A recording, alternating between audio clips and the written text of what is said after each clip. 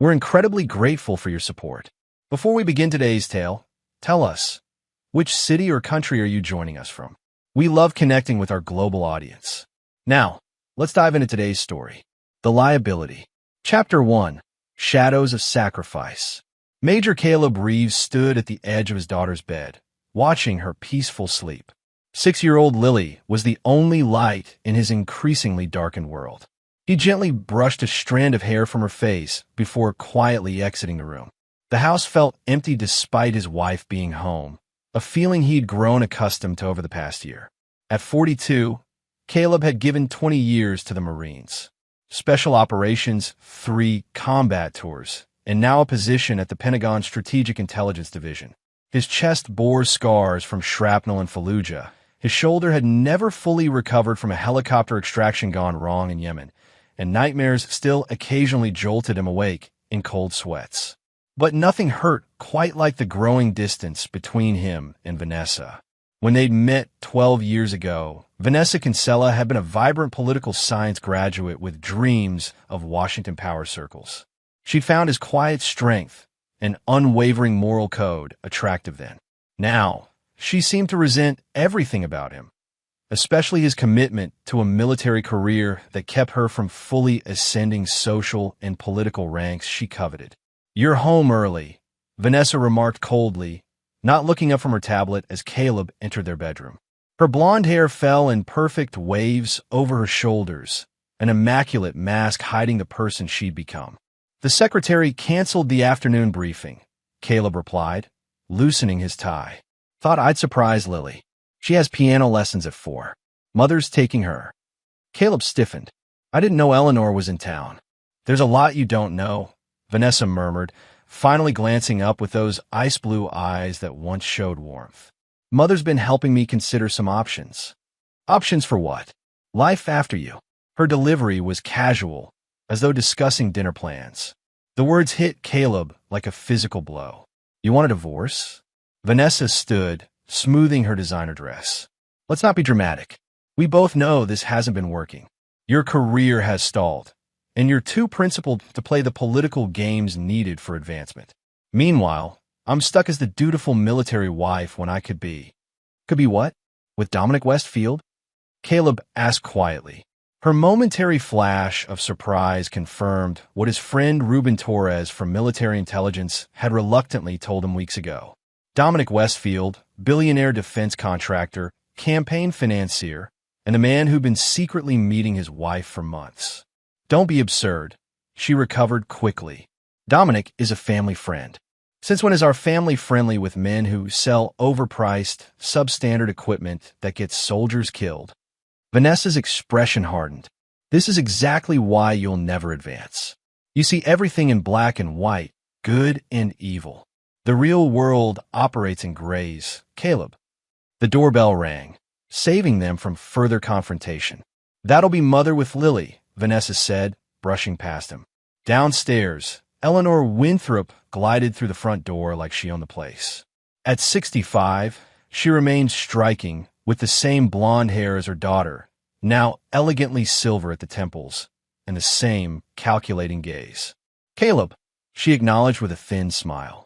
"How unexpected. Shouldn't you be at the Pentagon plotting another glorious military misadventure?" "Grandma taught me a new song, Daddy," Lily exclaimed, running to him. Caleb lifted her into his arms, inhaling the scent of her strawberry shampoo. "Did she now? I can't wait to hear it, Pumpkin." "Not now, darling," Eleanor interjected. "We need to discuss the summer gala with your mother. Run along and practice." Caleb set Lily down, but kept a gentle hand on her shoulder. "Actually, I thought we might get ice cream, Lily. Would you like that?" "Yes, please." Lily bounced excitedly. "Caleb," Vanessa's voice carried a warning. "We have a congressman's fundraiser tonight. Mother and I need to prepare." "I wasn't invited," he replied simply. "Because you made your feelings about his defense appropriations bill quite clear last time," Eleanor said sharply. "Some opinions are best kept private." "Not when those opinions might save lives," Caleb countered.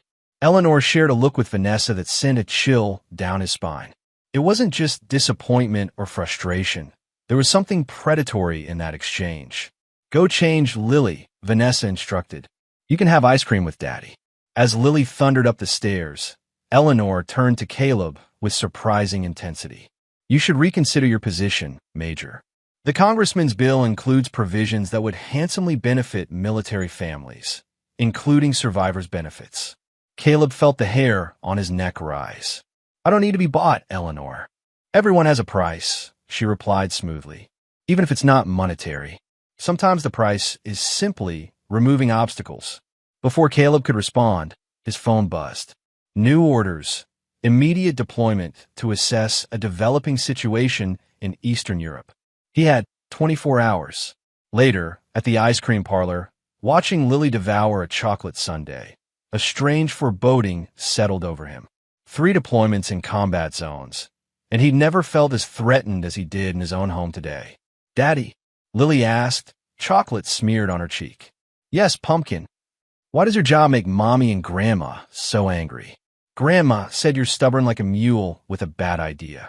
Caleb laughed despite himself. Did she now? She said you can't be man up, manipulated. Manipulated? Yeah, that's the word. Lily nodded enthusiastically. She said it makes you dangerous and unpredictable. Caleb's laughter died. When did Grandma say that? When she was talking to Mr. Dominic in our house yesterday. They didn't know I was getting water. Caleb maintained his composure despite the alarm bells ringing in his head. Mr. Dominic was at our house. Uh-huh. He has a shiny watch and smells like the fancy soap in Mommy's bathroom. Dominic Westfield in his house with Eleanor when he was at work and Lily was supposedly at school. The pieces began shifting into a troubling new picture. Lily, did they say anything else? Lily's face scrunched in concentration. Grandma said something about papers and accidents, and that if you were gone, Mommy could be happy with Mr. Dominic. Gone where, Pumpkin? Lily shrugged, returning to her ice cream. I don't know. Mommy cried and said she couldn't do it. But Grandma said sometimes people become liabilities. She struggled with the word. What's a liability, Daddy? A cold realization washed over Caleb. The deployment order that had just come through to an increasingly dangerous region had Westfield connections written all over it. And Eleanor's comment about survivors' benefits suddenly took on a sinister new meaning. A liability is something that holds you back, Lily, he answered carefully, mind racing through implications and possibilities. Like Mommy said you hold her back? When did Mommy say that? On the phone with Grandma. She said you're a liability and your military career is holding her back from living with her lover, and that someone needs to remove the problem. Caleb maintained his smile while his world shifted on its axis. In the innocent recounting of a child, a murder conspiracy had just been revealed. They weren't planning a divorce. They were planning his death. He had 24 hours before deployment, and now he knew he might not be meant to return. 24 hours to gather evidence, ensure Lily's safety, and turn the tables on a conspiracy that reached into the highest levels of military and political power. Daddy, are you okay? Your ice cream is melting. Caleb looked at his daughter, his savior, and managed a reassuring smile. I'm fine, Pumpkin. Just thinking about a game we're going to play. What kind of game? A very important one, he said, pulling out his phone to text Ruben. It's called Saving Daddy. Chapter 2, Operation Truth Seeker. Are you absolutely certain about this, Caleb? Ruben Torres leaned forward in the dimly lit corner of the Pentagon parking garage.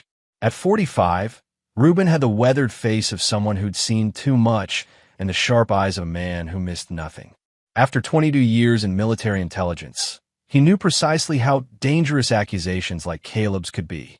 My 6-year-old daughter quoted them verbatim, Ruben, a liability whose military career is holding her back from living with her lover. And the kicker, someone needs to remove the problem. Caleb's voice remained controlled, but his knuckles whitened around his coffee cup. Kids misinterpret things all the time, Ruben cautioned. Not Lily, and not when Eleanor Winthrop specifically mentioned survivors' benefits to me yesterday. Caleb pulled out his phone, showing Ruben the deployment orders. Eastern Europe, minimal team, limited backup, high-risk extraction. This mission came through Westfield's channels. Ruben examined the orders, his expression darkening. Dominic Westfield has half the Joint Chiefs in his pocket and the congressman pushing his agenda. If you want someone to disappear in a combat zone, it would be all too easy, Caleb finished. Friendly fire isn't always accidental. What's your play here? I need surveillance. My house, Vanessa's phone, and Eleanor's communications. Ruben's eyebrows shot up. That's highly illegal without proper warrants. So is conspiracy to murder, Caleb countered. I'm not asking for admissible evidence yet. I just need to know what we're dealing with. After a long pause, Ruben nodded. I can get a team to place bugs in your home office and living room. Bedroom. Especially the bedroom. That's where she makes most of her calls when she thinks I'm not around. And your daughter? Lily stays with me today. I'm not letting her out of my sight. Caleb checked his watch. We have 18 hours before I'm supposed to ship out. 6 hours later, Caleb sat in Ruben's private office, listening to recordings while Lily colored quietly in the corner, special guest headphones playing her favorite cartoon songs. I can't do this anymore, Dominic. Vanessa's voice crackled through the speaker. There must be another way. There isn't. Westfield's voice was smooth as expensive whiskey. Your husband is becoming problematic beyond his refusal to support the appropriations bill. He's been quietly investigating our financial arrangements with the Defense Subcommittee. You said this would be clean, an accident during deployment. And it will be. Your mother has arranged everything. The team he's being sent with has reliable personnel who understand their future depends on following precise instructions. And if I just divorce him? A man like Caleb doesn't simply walk away, Vanessa. He has principles, remember? The principles you've complained about for years. If he even suspects the defense contracts were improperly awarded, he'll pursue it regardless of your marital status. Besides, divorce means splitting assets. This way, you get everything: insurance, military benefits, and the freedom to move forward with our plans. Mother said there would be no direct connection to us. None whatsoever. Eleanor has been thorough. Caleb switched off the recording, his face expressionless except for a muscle twitching in his jaw. There's more, Ruben said quietly, glancing at Lily to ensure she couldn't hear. Your mother-in-law visited Westfield's estate yesterday. We managed to capture some of their conversation. The next recording revealed Eleanor's calculated coldness. The team has been paid. The mission parameters ensure he'll be separated from the main group. A sniper shot attributed to local militants, body unrecoverable due to the resulting firefight. The Pentagon hates losing officers, but they hate scandal more. They'll accept the official report without question. And Vanessa? Westfield asked. My daughter will do what's necessary when the time comes. She always has. One teary press conference as the grieving widow, then an appropriate mourning period before you two can publicly connect. By then, the appropriations bill will have passed, and your new contracts will be secured. And the child? An unfortunate complication. Children are resilient, however, and malleable. Without her father's rigid influence, she'll adapt to our world easily enough. Caleb's expression hardened at the casual discussion of his daughter's future. They're planning to use my death to pass legislation that would funnel billions into Westfield's companies for substandard equipment, while painting you as a hero who died serving your country, Ruben added grimly. It's elegant in its ruthlessness. What about the team I'm supposed to deploy with? I checked the roster. Your second in command, Lieutenant Farrell, recently purchased a vacation home he couldn't possibly afford on his salary. Caleb nodded slowly. So the mission itself is legitimate, but I'm not meant to return from it. He glanced at Lily, still happily coloring. I need to get my daughter somewhere safe. Then I need enough evidence to bring all of them down: Vanessa, Eleanor, Westfield, and whoever else is involved. You could just refuse the deployment, claim medical issues, Ruben suggested. Then they'll find another way. No, I need to play along while we gather enough evidence to ensure they never try again. Caleb pulled out a small notebook. Here's what we need. That evening, Caleb returned home with Lily, a recording device discreetly fitted in his watch and a plan forming. He told Vanessa they would be having dinner with an old military buddy, buying time for Ruben's team to install additional surveillance. Mommy, we had pizza with Uncle Ruben, Lily announced as they entered. Vanessa emerged from the study, her smile not reaching her eyes. That sounds fun, sweetheart. Why don't you go upstairs and get ready for bed? I need to talk to Daddy about his trip tomorrow. As Lily bounded upstairs, Vanessa's facade dropped. You've been gone all day. The congressman called, wondering why you weren't returning his messages about reconsidering your position on his bill. I've been preparing for deployment, Caleb said simply. Eastern Europe isn't exactly a vacation destination these days. It's just an assessment mission, Vanessa dismissed. Hardly dangerous for someone with your experience. Any deployment can turn dangerous. He studied her, searching for any sign of the woman he'd married. You seem awfully unconcerned. What do you want me to do, Caleb? Fall apart? We've been through this routine for years. She moved closer, resting a hand on his chest in a gesture that once would have seemed affectionate. Now it felt like a predator testing its prey. I've learned to be strong about these things. Strength and indifference aren't the same thing, Vanessa. Her eyes flashed. Is that what you think? That I'm indifferent to your career? To the sacrifices I've made as a military wife? I think you found someone who offers you something I can't, he said calmly. Power. Influence. The Washington life you've always wanted. For a moment, genuine surprise crossed her face. You know, about Dominic Westfield? Yes. She recovered quickly, calculation replacing shock. It's not what you think, isn't it? The defense contractor whose equipment failed and got 3 of my men killed in Afghanistan? The man funneling money through shell companies to buy congressional votes? That Dominic Westfield? You don't understand the complexities. I understand perfectly, Caleb interrupted. What I don't understand is when my wife decided I was a liability that needed to be removed. The color drained from Vanessa's face. What are you talking about? From a staircase came a small voice. Daddy, is this part of our game? Both adults turned to see Lily sitting on the steps, clutching her stuffed elephant. What game, sweetie? Vanessa asked with forced brightness. The Saving Daddy game, Lily replied innocently. Because you told Grandma he's a liability and someone needs to remove the problem. Vanessa's composure cracked entirely.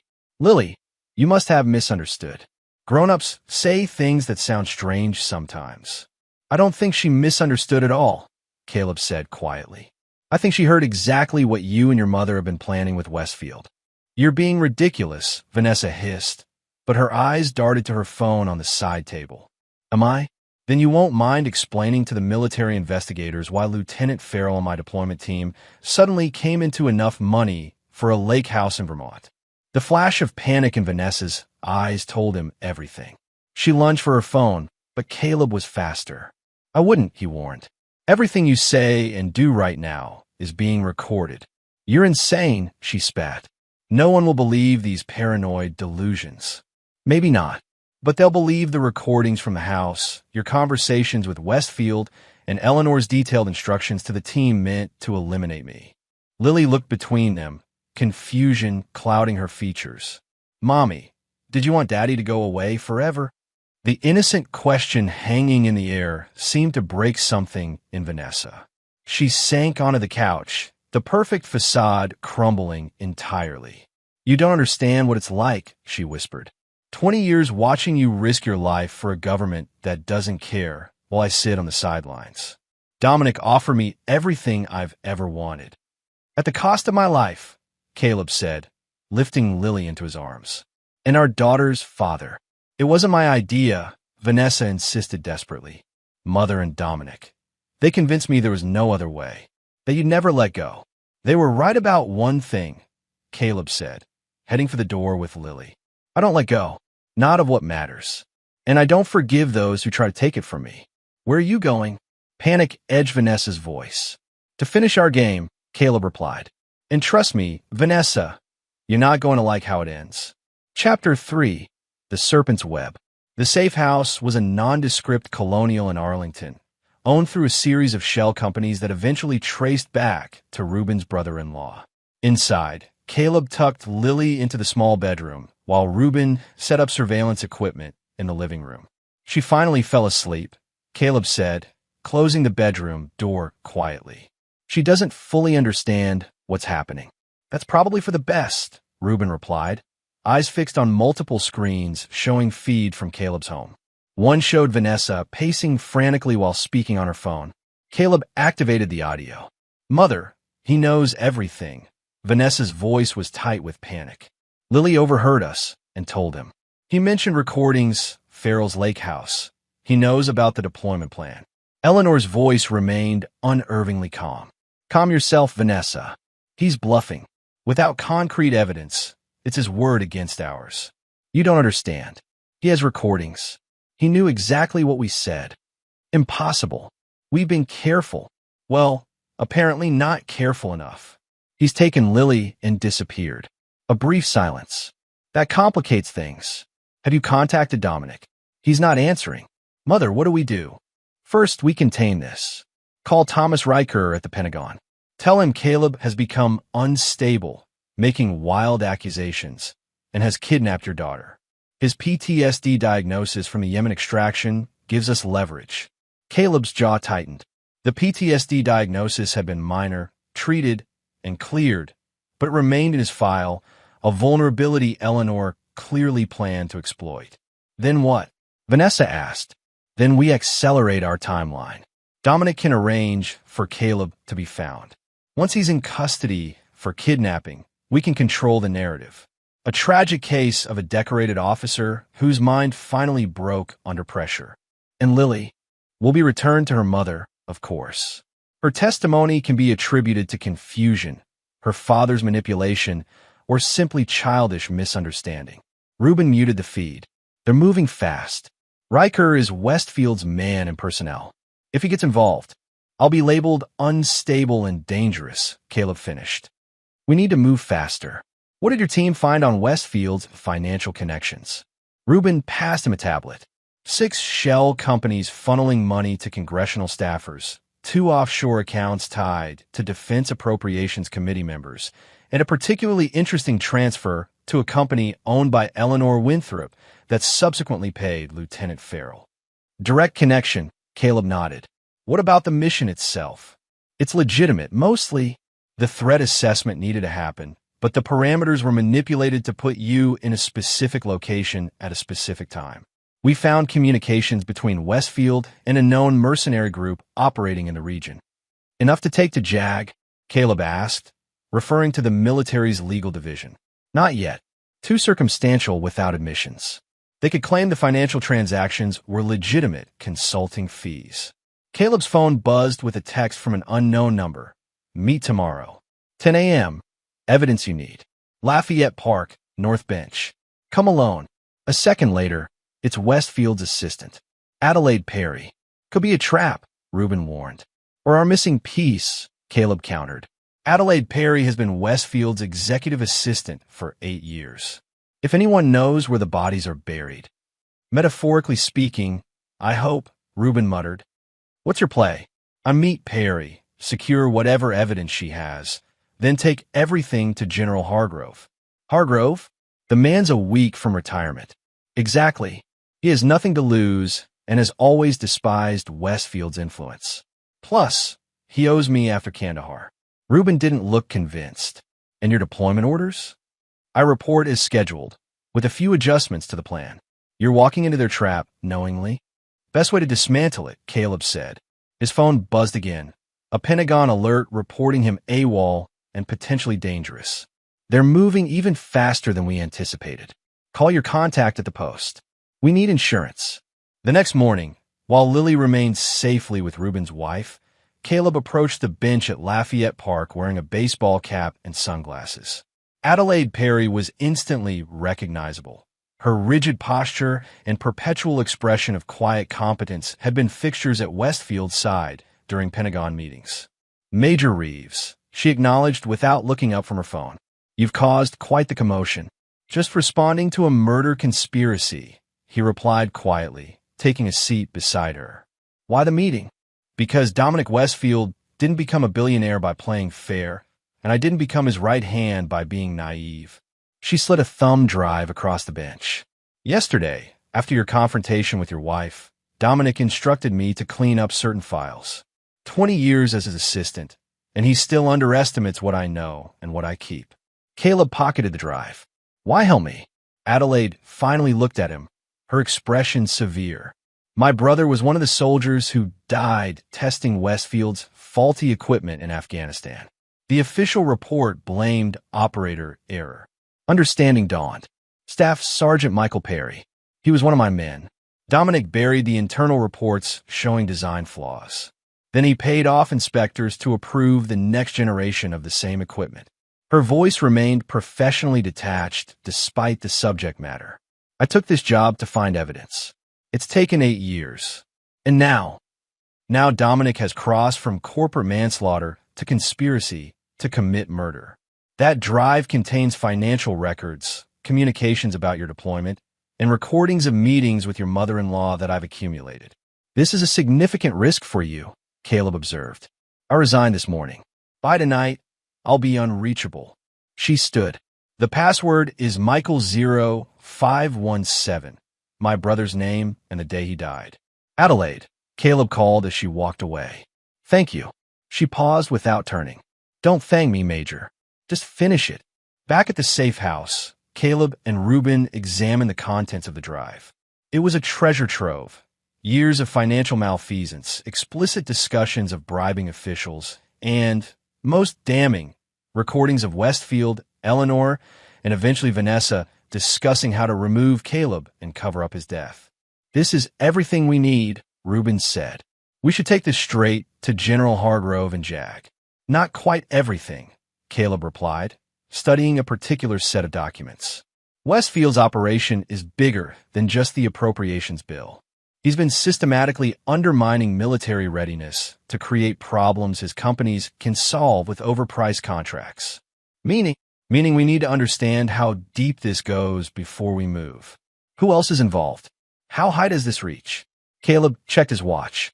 I have 4 hours before I'm officially AWOL for my deployment.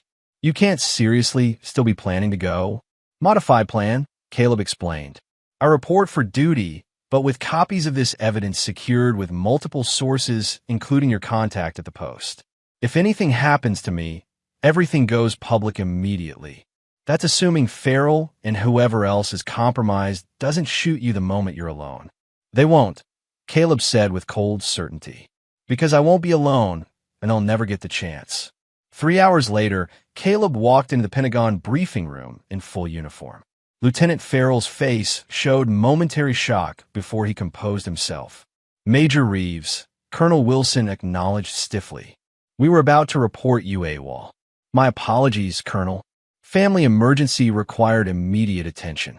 So, I've heard, Wilson replied carefully. There are some concerns about your status. I'm aware of the allegations, Caleb responded calmly. Completely unfounded, as General Hargrove can confirm. On cue, the room's door opened to admit General Hargrove, his weathered face impassive as he surveyed the team. General, Colonel Wilson straightened in surprise. We weren't expecting you. Change of plans, Hargrove announced. The mission parameters have been adjusted. Major Reeves will be accompanying me to a high-level intelligence briefing regarding this operation. Lieutenant Farrell, you'll proceed with the team as planned. Farrell's composure cracked slightly. Sir, with respect, Major Reeves is essential to the ground assessment. Are you questioning my orders, Lieutenant? Hargrove's voice could have frozen hell. No, sir. Good. Because I'd hate to discuss your recent real estate acquisitions in this forum. The general turned to Caleb. Major with me. In Hargrove's office, the general reviewed the evidence with growing disgust. This goes beyond criminal into treasonous, he finally said. Deliberately compromising military operations for profit and conspiracy to murder an officer, Caleb added. That too. Hargrove leaned back. MPs are already picking up Lieutenant Farrell. Westfield won't be far behind. Your wife and mother-in-law. At home, under surveillance. They don't know we have Adelaide Perry's evidence yet. Hargrove nodded. I've spoken with the JAG commander. Given the sensitivity and the congressional connections, we need to move simultaneously against all parties. And my daughter stays protected, Caleb insisted. Of course. Hargrove studied him. You know your career may not survive this intact. Westfield has powerful friends. My career is nothing compared to my daughter's safety and future. Spoken like a true Marine, Hargrove approved. He picked up his secure phone. This is General Hargrove. Execute Operation Clean House. All targets, simultaneous apprehension. As military police moved to arrest Westfield, Eleanor, and Vanessa, Caleb watched the feeds from Ruben's office. The expression on Vanessa's face when MPs appeared at their door, shock transitioning to fury, then to calculating assessment of options, told him everything about the woman he'd married. She immediately attempted to portray herself as an unwilling participant, manipulated by her mother and Westfield. Eleanor, by contrast, maintained regal composure even in handcuffs, refusing to speak without her attorney present. Westfield's arrest at his company headquarters was the most satisfying, the man's arrogance crumbling as he realized his empire was imploding. They'll fight this, Ruben warned. People like Westfield don't go down easily. Let them fight, Caleb replied. The evidence is ironclad, and General Hargrove has already briefed the Joint Chiefs and the Secretary of Defense. This goes beyond me now. It's about military integrity and national security. That evening, Caleb brought Lily to General Hargrove's home, where his wife had prepared dinner. As they ate, Hargrove cleared his throat. I've spoken with Central Command. Given the circumstances, they're offering you a position at our European headquarters. Strategic operations planning, well away from Westfield's sphere of influence while this plays out. Europe. Caleb looked at Lily, who was happily demolishing a slice of chocolate cake. A fresh start might be exactly what we need. The position comes with a promotion to Lieutenant Colonel, Hargrove added. Overdue, in my opinion. Later, as Lily slept in the guest room, Caleb stepped onto the porch where Hargrove was smoking a rare cigar. Why did you believe me? Caleb asked. When I came to you with this, you could have dismissed it as the ravings of an unstable officer. Hargrove exhaled a plume of smoke. Because 20 years ago, a young lieutenant refused to sign off on faulty equipment testing that I was being pressured to approve. That lieutenant said, "With respect, sir, I won't compromise safety for political expediency." That integrity is rare, Reeves. That was my first assignment after officer training, Caleb remembered. I didn't know you were involved. I was the one being pressured by Westfield's predecessor, Hargrove admitted. Your refusal gave me the backbone to do the same. He tapped ash from his cigar. The world needs men who don't bend, Reeves. Men who are liabilities to the corrupt. 3 days later, as Caleb and Lily boarded a military transport to Germany, news broke of the scandal. Congressmen scrambling to distance themselves from Westfield, military contracts under review, and 3 conspirators facing charges of corruption and attempted murder. Lily looked out the plane window as Washington disappeared beneath them. Daddy, are the bad people going to prison? Yes, Pumpkin. For a very long time. Is Mommy a bad person now? Caleb chose his words carefully. Mommy made very bad choices. She forgot what really matters. What really matters? He brushed a strand of hair from her face, just as he had the night this all began. You do, Lily. Family does. Truth does.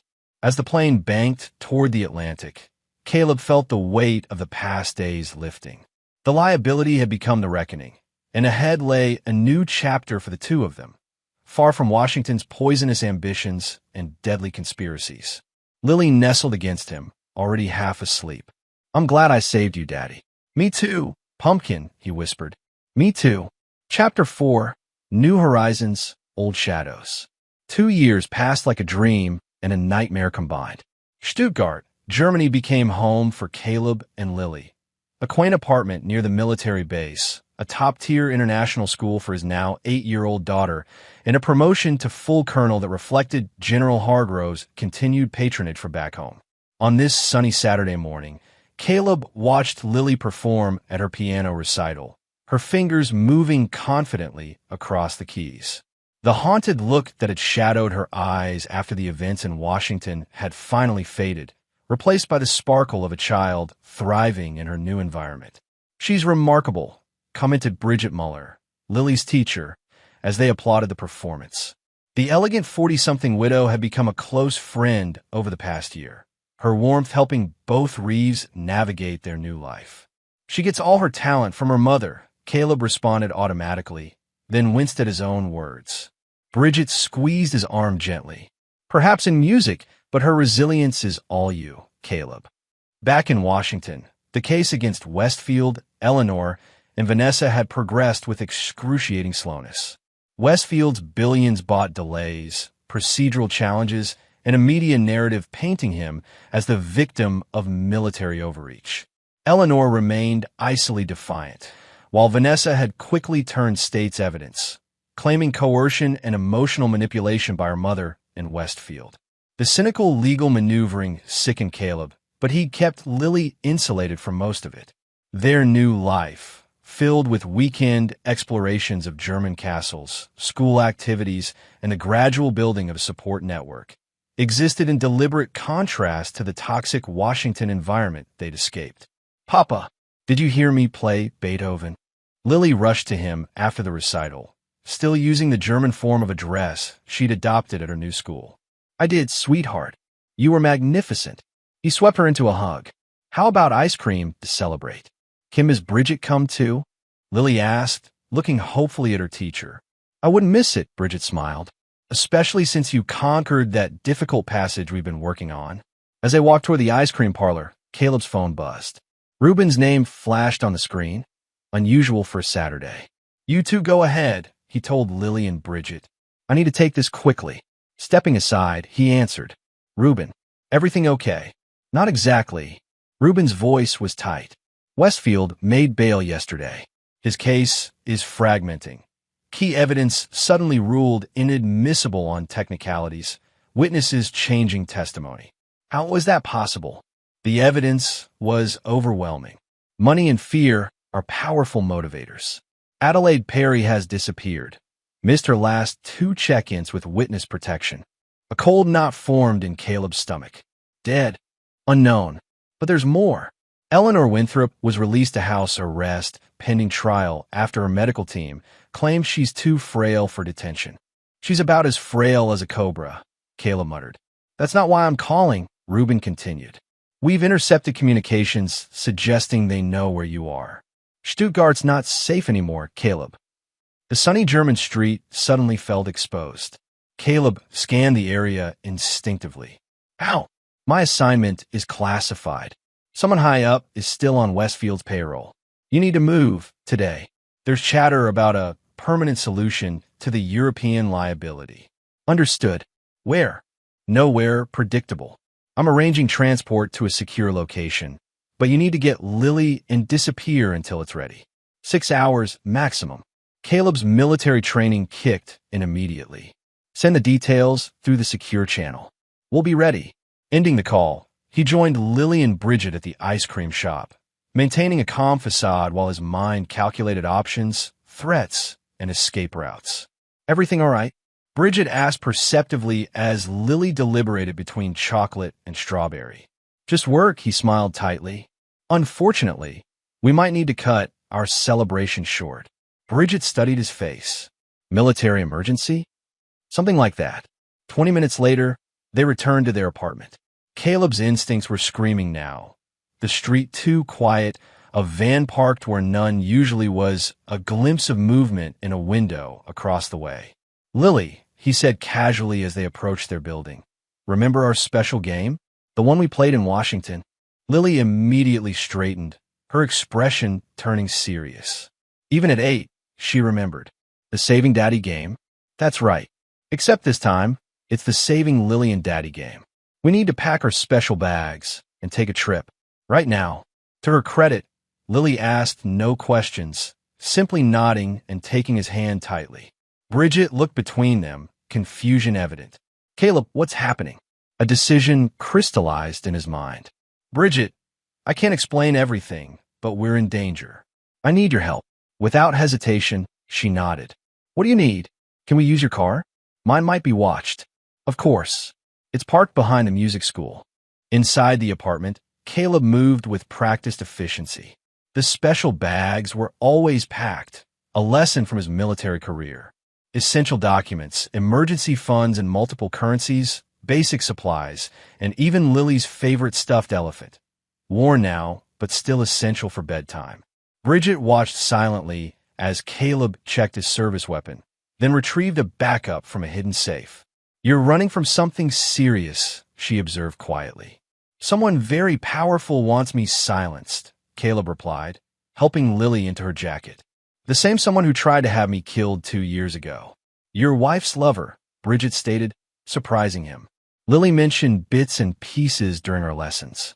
Children process trauma through music sometimes. Caleb looked at his daughter with renewed respect for her resilience. I don't ask questions you can't answer, Bridget continued, but I can offer more than just my car. My family has a hunting lodge in the Black Forest. It's remote, well-supplied, and known only to immediate family. You'll be safe there until your arrangements are complete. That's too much risk for you. I decide my own risks, she replied firmly. Besides, what kind of music teacher would I be if I abandoned my most promising student? 30 minutes later, they slipped out the service entrance of the music school and into Bridget's modest Volkswagen. As they drove away, Caleb spotted 2 men entering their apartment building, their movements carrying the unmistakable of professional operators. Those men, Bridget noted, eyes flicking to the rearview mirror. They're here for you? Yes. Then we have perhaps a 15-minute head start before they realize you're gone. She unexpectedly accelerated, taking a sharp turn away from the main road. Fortunately, I know every back road in this region.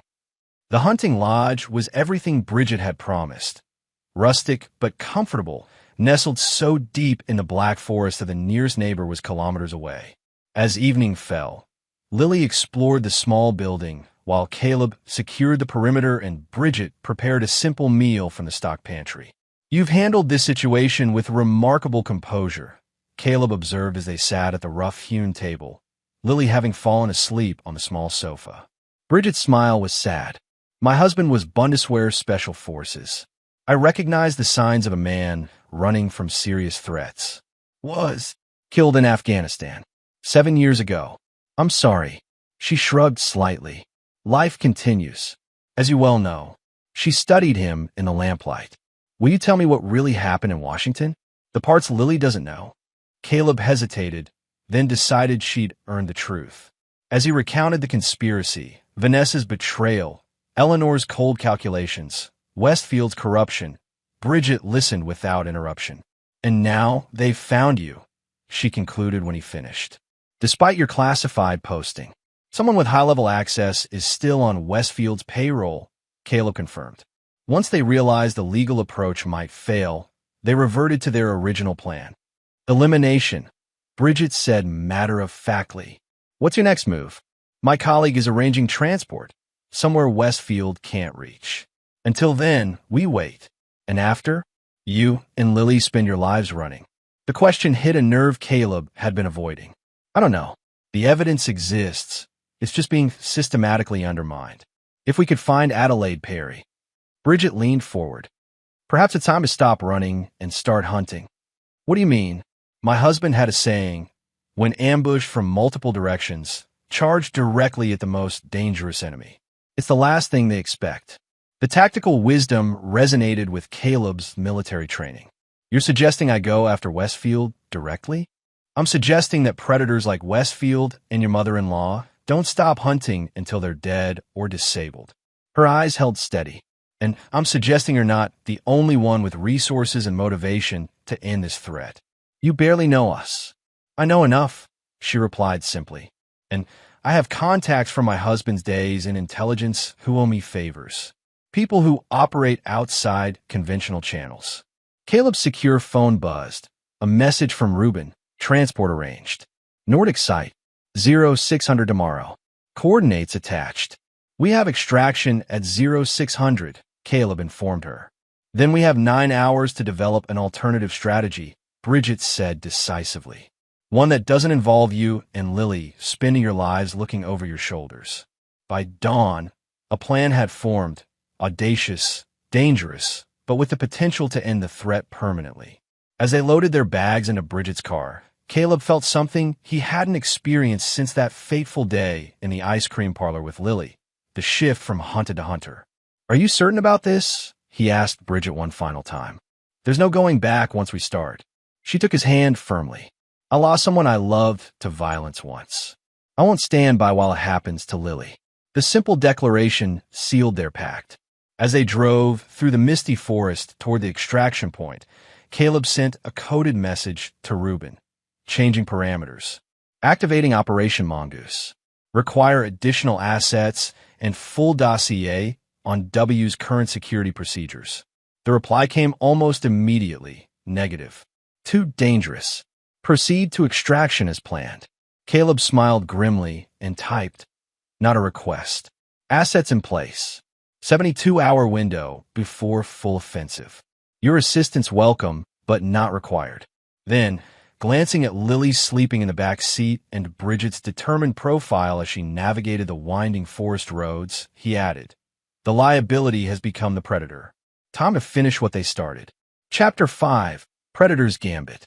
The private airstrip outside Zurich hummed with quiet efficiency as their chartered Gulfstream touched down. Reuben stood waiting beside a nondescript SUV, his expression a mixture of concern and resignation as Caleb, Lily, and Bridget descended the stairs. You're making a serious mistake, were his first words as they approached. Good to see you too, old friend, Caleb replied, embracing him briefly. Reuben knelt to Lily's level. Hey kiddo, you've grown 2 inches since I last saw you. 3 inches, Lily corrected proudly. Papa measured on the wall. And who's this? Reuben asked, eyeing Bridget with professional assessment. Bridget Muller, Lily's piano teacher and our guardian angel from Stuttgart, Caleb introduced. She's also our key to Operation Mongoose. The music teacher is your secret weapon? Reuben asked skeptically as they loaded their minimal luggage into the SUV. Former BND liaison to NATO intelligence, Bridget clarified calmly, referring to Germany's Foreign Intelligence Service. My late husband's position offered certain connections that have remained intact. Reuben's expression shifted from skepticism to cautious respect. That wasn't in your background check. That was rather the point, she replied with a hint of amusement. As they drove toward a secluded chalet in the Swiss Alps, another safe house in Reuben's impressive network, Reuben updated them on developments. Westfield's not wasting time. The team that hit your apartment in Stuttgart has been tracked to 3 other locations associated with you. Meanwhile, he's accelerated his legal offensive. Adelaide Perry is officially listed as a fugitive after missing her court date. She's dead, Caleb stated flatly. Most likely. Without her testimony, the financial evidence becomes circumstantial. Your mother-in-law has already filed motions to have the recordings declared inadmissible, claiming they were obtained illegally. And Vanessa? Playing the victim masterfully.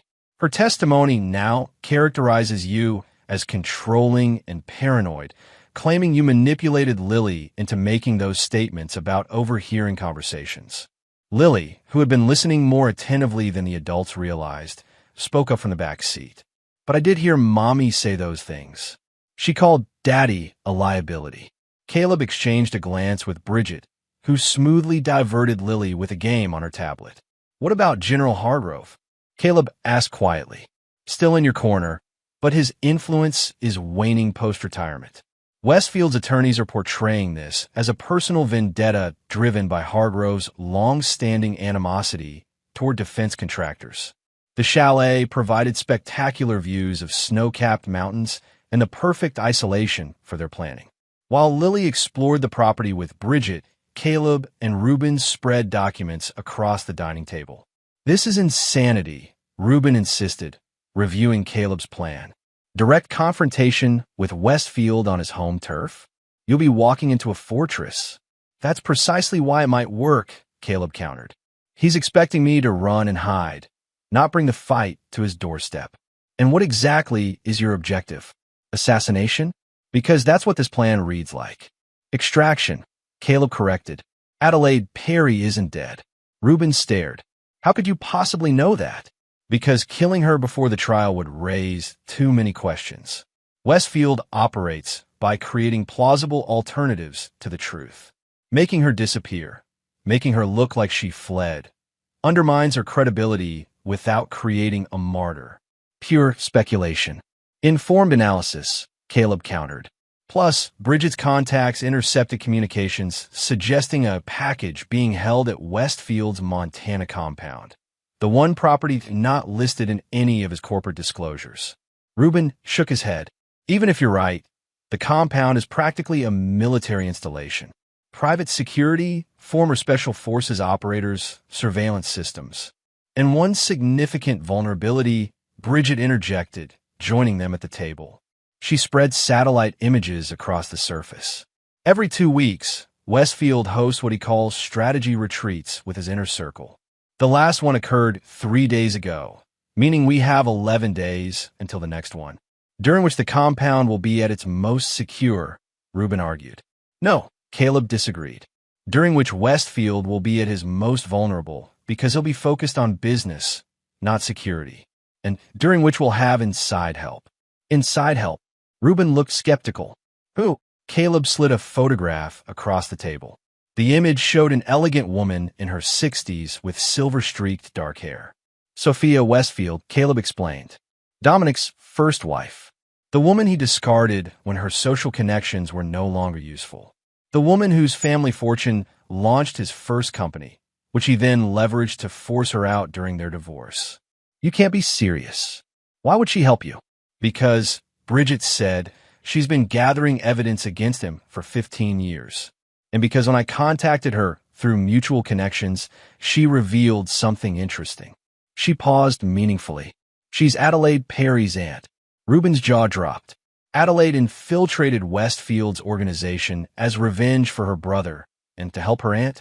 Family loyalty is a powerful motivator, Bridget observed, something Westfield consistently underestimates.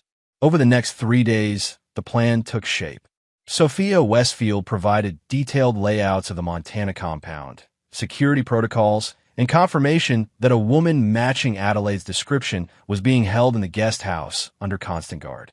Meanwhile, Bridget's contacts furnished them with equipment, identities, and, most crucially, a legitimate invitation to Westfield's upcoming retreat through a German investment firm that wouldn't question the substitution of representatives.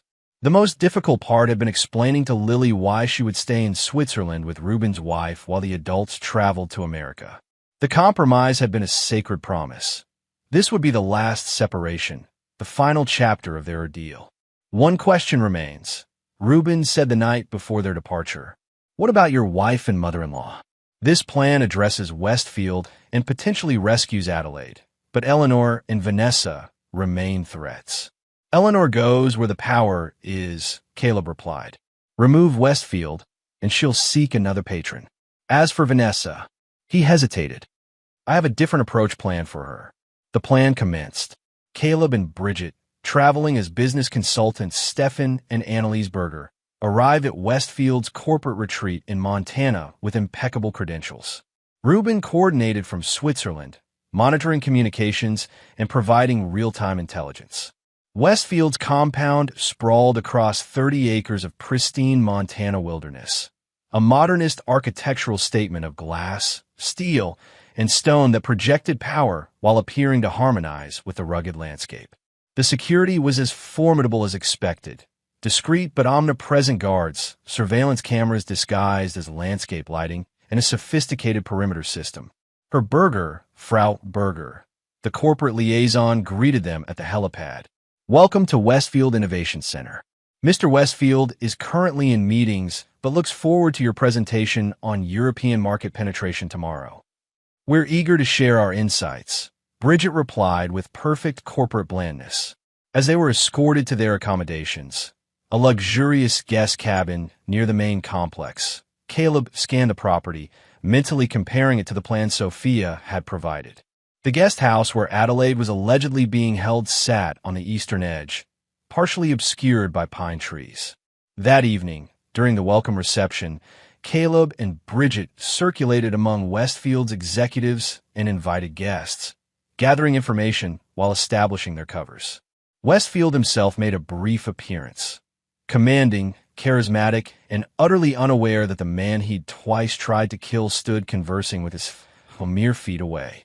Caleb felt a cold satisfaction watching Westfield work the room, oblivious to the predator in his midst. Their eyes met briefly as Westfield surveyed his guests, but the disguise, subtle facial hair alterations, tinted contacts, and the unexpected context prevented recognition. At precisely 2 a.m., Phase 2 began. Using the security codes provided by Sophia, Caleb disabled the cameras along their route, while Bridget created a localized communications disruption that would appear as routine system maintenance. They moved silently toward the guest house, avoiding patrols.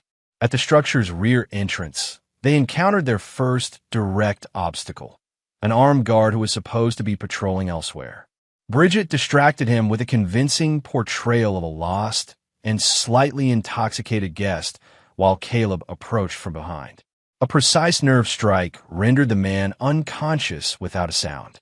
Inside, they navigated the darkened interior using memorized floor plans until reaching a locked door with keypad access. Sophia's intelligence proved accurate once again. The code granted immediate entry. Adelaide Perry sat up in bed as they entered, her expression shifting from fear to confusion. "Colonel Reeves?" she whispered incredulously. "Time ago, Ms. Perry," Caleb replied quietly. "Your testimony is still needed." "How did you?" She shook her head in disbelief. "Never mind. We need to hurry. Westfield checks on me personally every morning." "Has he harmed you?" Bridget asked, helping her gather minimal belongings. "Not physically. He's too smart for that. But the psychological tactics." She shuddered. "He made me watch videos of what happened to witnesses in other cases who didn't cooperate. They retraced their steps, avoiding 2 more security patrols before reaching the perimeter. Sophia had arranged for a maintenance gate to be left accessible, their extraction point. That's when the first complication arose. Headlights appeared on the access road, an unscheduled security patrol. They froze in the tree lane, options rapidly diminishing. "Change of plan," Caleb decided. "Bridget, take Adelaide through the gate. Extraction vehicle should be there in 3 minutes. I'll create a diversion." "Absolutely not," Bridget hissed. "We stick to the plan." The plan required all 3 of us to reach the gate undetected. That's no longer possible. Caleb's voice left no room for argument. "Get Adelaide out. Her testimony is what matters." Before Bridget could protest further, Caleb moved away from them, purposefully triggering a perimeter sensor on the opposite side of the property. Alarms immediately sounded, drawing the patrol vehicle away from the gate. Bridget hesitated only momentarily before escorting Adelaide toward freedom.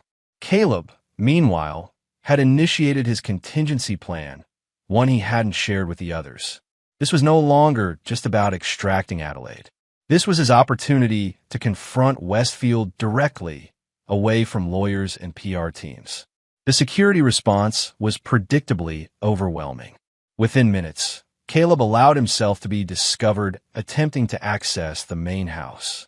The pursuit was brief and carefully choreographed on his part, appearing to flee while actually maneuvering exactly where he wanted to go. Guards cornered him in Westfield's private office, where he surrendered without resistance. Well, Dominic Westfield's voice came from the doorway 30 minutes later, after the initial security response had contained the situation. "Colonel Reeves in the flesh.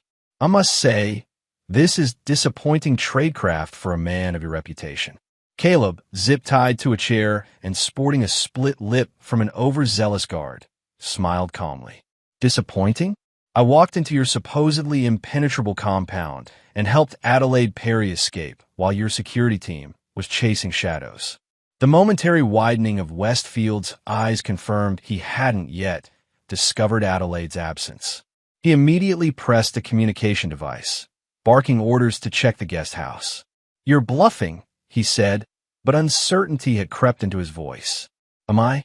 She'll be testifying before a grand jury within 48 hours, along with the additional evidence I've gathered since you tried to have me killed in Stuttgart."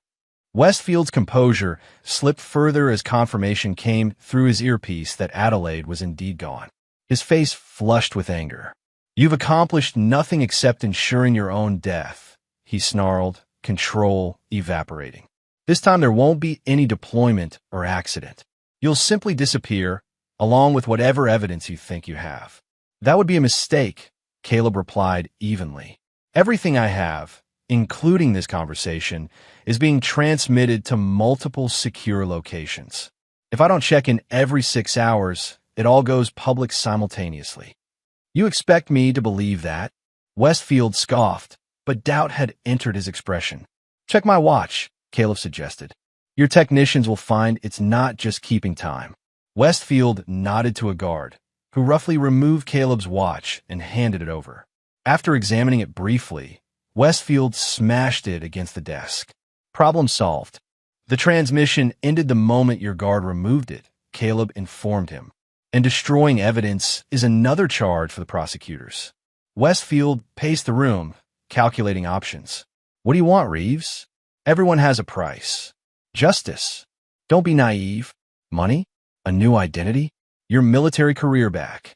I want you to understand something, Caleb said, leaning forward despite his restraints. You didn't fail to kill me because of bad luck or Adelaide's betrayal. You failed because you fundamentally misunderstood what kind of man I am. You thought I could be broken or bought like the politicians and officers you've corrupted. Very inspirational, Westfield sneered. But here's reality. I still have Eleanor Winthrop and your wife dismantling your credibility in court. I still have billions in connections you can't imagine. And I still have you zip-tied to a chair in my house, trespassing on my property. And I still have your ex-wife working with federal prosecutors right now. The name hit Westfield like a physical blow. Sophia? Impossible. She signed ironclad NDAs in the divorce. NDAs don't cover criminal conspiracy, Caleb countered. She's been collecting evidence for years, waiting for the right moment. Adelaide is her niece, by the way, something your background checks apparently missed. For the first time, genuine fear flickered across Westfield's face. You're lying. Am I? Ask yourself why I would come here personally, knowing the risks. It wasn't just to free Adelaide. It was to keep you occupied while federal agents executed search warrants on your 3 other properties. Warrants based on Sophia's affidavit about your hidden document locations. Westfield lunged for his secure phone, frantically dialing. The unanswered calls to each property confirmed Caleb's statement without a word being spoken. This is impossible, Westfield muttered. I would have known, just like you knew I was in your compound for 3 days. Caleb asked quietly. Your arrogance has always been your weakness, Dominic. You surround yourself with people too afraid to challenge you, and you underestimate those you consider beneath you. The distant sound of helicopter rotors cut through the night. Westfield moved to the window, watching as FBI markings became visible on the approaching aircraft. Whoever you bribed in the Justice Department clearly had a change of heart, Caleb observed. Amazing how quickly loyalty shifts when self-preservation kicks in. Westfield turned back, rage and desperation warring in his expression. He drew a handgun from a desk drawer, aiming it at Caleb with a trembling hand. I can still ensure you don't walk out of here, he threatened. You could, Caleb agreed calmly. But it won't save you, and it won't bring back the power you've lost.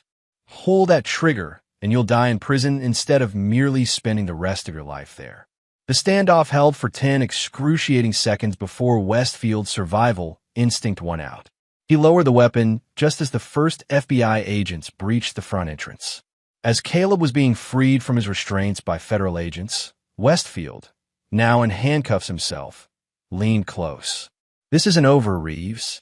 Not as long as I'm breathing. For once, Caleb replied quietly, we agree on something.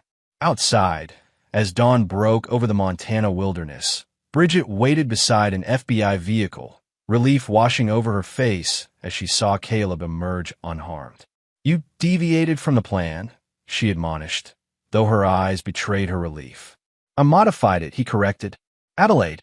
Safe. Already giving her statement to federal prosecutors. Her previous testimony has been reinstated, and with Sophia Westfield's evidence. She smiled. The case against Westfield is airtight now. And the others? Eleanor Winthrop was arrested attempting to board a private jet to the Cayman Islands an hour ago. As for your wife, Bridget hesitated. Tell me, she's offered to testify against both Westfield and her mother in exchange for immunity. Caleb absorbed this without visible reaction. Let her. It doesn't matter anymore. As they watched Westfield being loaded into a separate vehicle, Bridget studied Caleb's expression. You knew he would threaten you directly. You wanted him to reveal himself without lawyers present. I counted on his arrogance, Caleb confirmed. Men like Westfield can't resist demonstrating their power when they think they've won. You risked everything. No, Caleb corrected, thinking of Lily waiting safely in Switzerland. I risked myself to protect everything that matters. The Montana sky brightened with the promise of a new day as the convoy of vehicles departed the compound. For the first time in 2 years, Caleb felt the weight lifting. The predators had become the prey, and the liability had become their downfall. Let's go home, he said to Bridget. Lily's waiting. Chapter 6. The Serpent's Last Strike. The media storm erupted with unprecedented ferocity. Dominic Westfield's arrest, along with evidence of his years-long corruption of military procurement processes, dominated headlines worldwide. Photographs of the billionaire in handcuffs became instantly iconic, symbolizing the fall of a man who had believed himself untouchable. Eleanor Winthrop's arrest generated nearly as much coverage, particularly in Washington circles where she had cultivated influence for decades. Former friends and allies scattered like startled birds, suddenly discovering principles that prevented them from commenting on ongoing legal matters. Adelaide Perry, emerging from hiding with Sophia Westfield beside her, delivered devastating testimony before a grand jury and then publicly in congressional hearings. The evidence she had collected over 8 years working as Westfield's assistant provided a roadmap of corruption that implicated 3 senators, numerous Pentagon officials, and nearly a dozen high-ranking military officers. Through it all, Caleb maintained his distance, returning to Switzerland with Bridget to reunite with Lily. The joyful reunion at the chalet, Lily running into his arms, her face alight with relief and love, had confirmed everything he'd risked his life to protect. Is it really over, Papa? She had asked that night as he tucked her into bed. The worst part is, he assured her, there will be trials and testimony, but the danger has passed. Now, 6 weeks later, they had established a new routine in Zurich while the legal proceedings continued in Washington. The Swiss city provided privacy, security, and, importantly, excellent schools for Lily, who had thrown herself into both academics and music with renewed enthusiasm. Bridget had officially resigned her teaching position in Stuttgart to join them, her relationship with Caleb evolving from allies to something deeper. Her apartment in the same building provided independence while keeping her close, a balance that suited them both as they carefully navigated their developing feelings. On this crisp autumn morning, Caleb sat in their favorite cafe near Lake Zurich, reviewing documents from the Justice Department. Across the table, Ruben nursed an espresso, having flown in for a personal briefing on the cases. Westfield's lawyers are still fighting, but it's purely delaying tactics now, Ruben reported. Adelaide's testimony, combined with Sophia's financial records and the documents seized from his properties, makes conviction inevitable. And Eleanor, folded like a house of cards once she realized Westfield couldn't protect her. She's offered testimony against anyone and everyone to reduce her sentence, including Vanessa, Caleb noted, scanning a particular document. Especially Vanessa. Apparently maternal loyalty only extends until prison becomes a possibility. Ruben hesitated. Speaking of your ex-wife, she's not technically my ex yet, Caleb reminded him.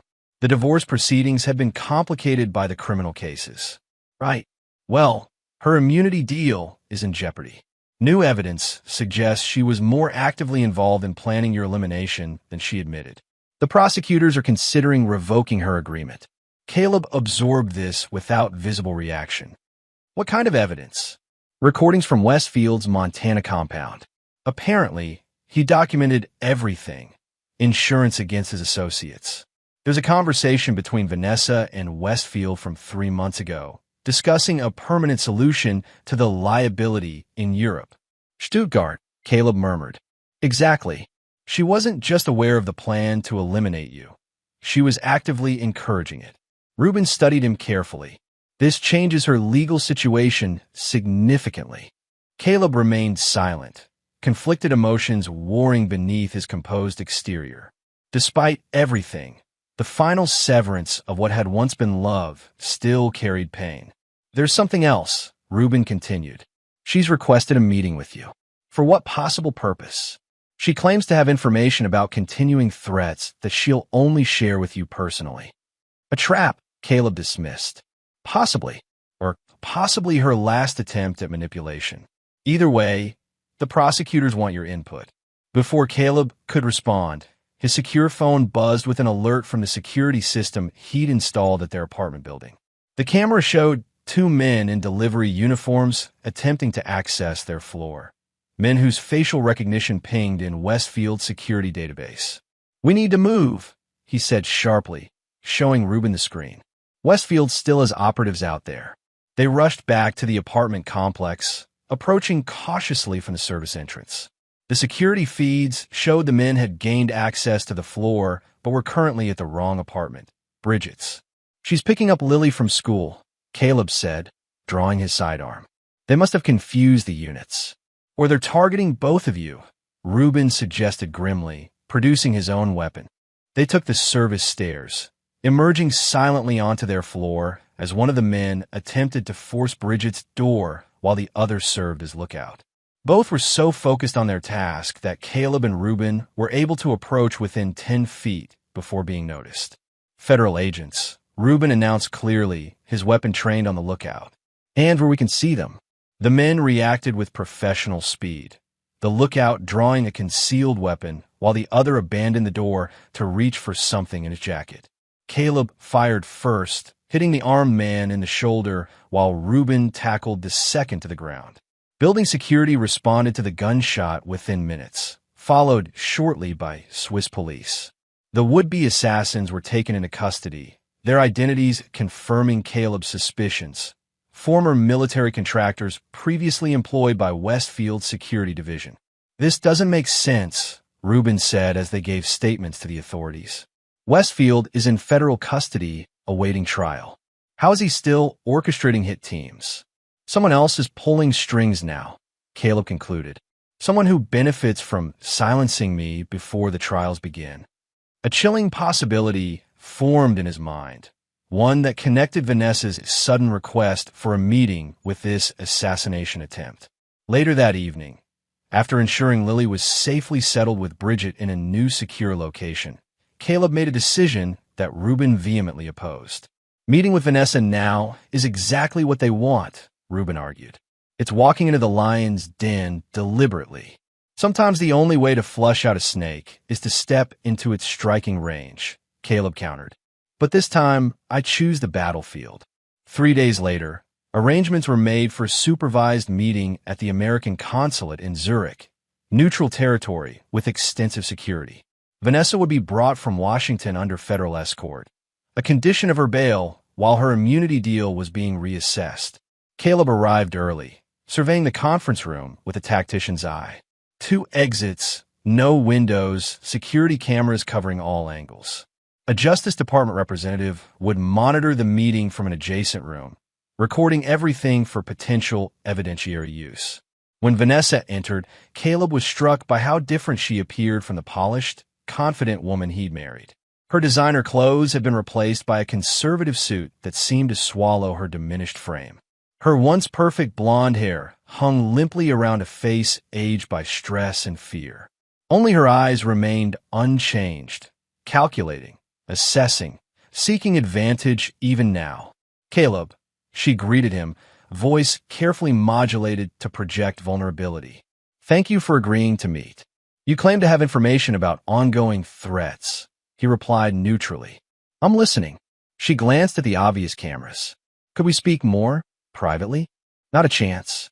She sighed, accepting the limitation. "I've made terrible mistakes. Unforgivable ones. I know that. Is this the information you mentioned? Or just preamble?" "You always were direct," she said with a ghost of a smile. "Fine. Westfield isn't the only one with powerful connections. Some of his associates stand to lose billions if all the evidence comes to light at trial. They've continued his vendetta against you, like those men at your apartment." "You know about that?" Caleb asked sharply. The assassination attempt hadn't been made public. I was warned it would happen, she admitted. That's why I requested this meeting, to warn you. Warned by whom? I can't tell you that. It would sign my death warrant. Caleb studied her, searching for the tells he'd once known intimately. The slight flutter of her right eyelid when lying, the way her fingers sought her wedding ring, a ring now absent from her hand. Let me understand this, he said carefully. You claim to have information about threats to my life, but you won't identify the source. You were somehow informed about an assassination attempt before it happened, yet did nothing to prevent it. And now you expect me to believe you're warning me out of what? Lingering affection? Guilty conscience? Believe what you want about my motives, she replied, a flash of the old Vanessa breaking through. The fact remains that you and Lily are still in danger. These people won't stop. Names, Caleb demanded. Give me names, or this meeting is over. Vanessa leaned forward, lowering her voice despite the monitoring. If I give you names, I need protection. Real protection, not just the minimal security I have now. That depends on the value of your information. She hesitated, then slid a folded note across the table. 3 names. The first is the financial backer continuing Westfield's operations. The second is your mole in military intelligence who compromised your location in Stuttgart. The third, she paused meaningfully, is the person who originally suggested eliminating you rather than simply divorcing. Caleb opened the note, scanning the names with a face deliberately kept neutral despite his shock at the third name. How do I verify this? The account numbers on the back connect all 3. Transfers made 2 days before each attempt on your life. Washington, Stuttgart, and Zurich. Caleb refolded the note, tucking it into his pocket as he weighed his next words carefully. Why the change of heart, Vanessa? You were willing to have me killed. Twice.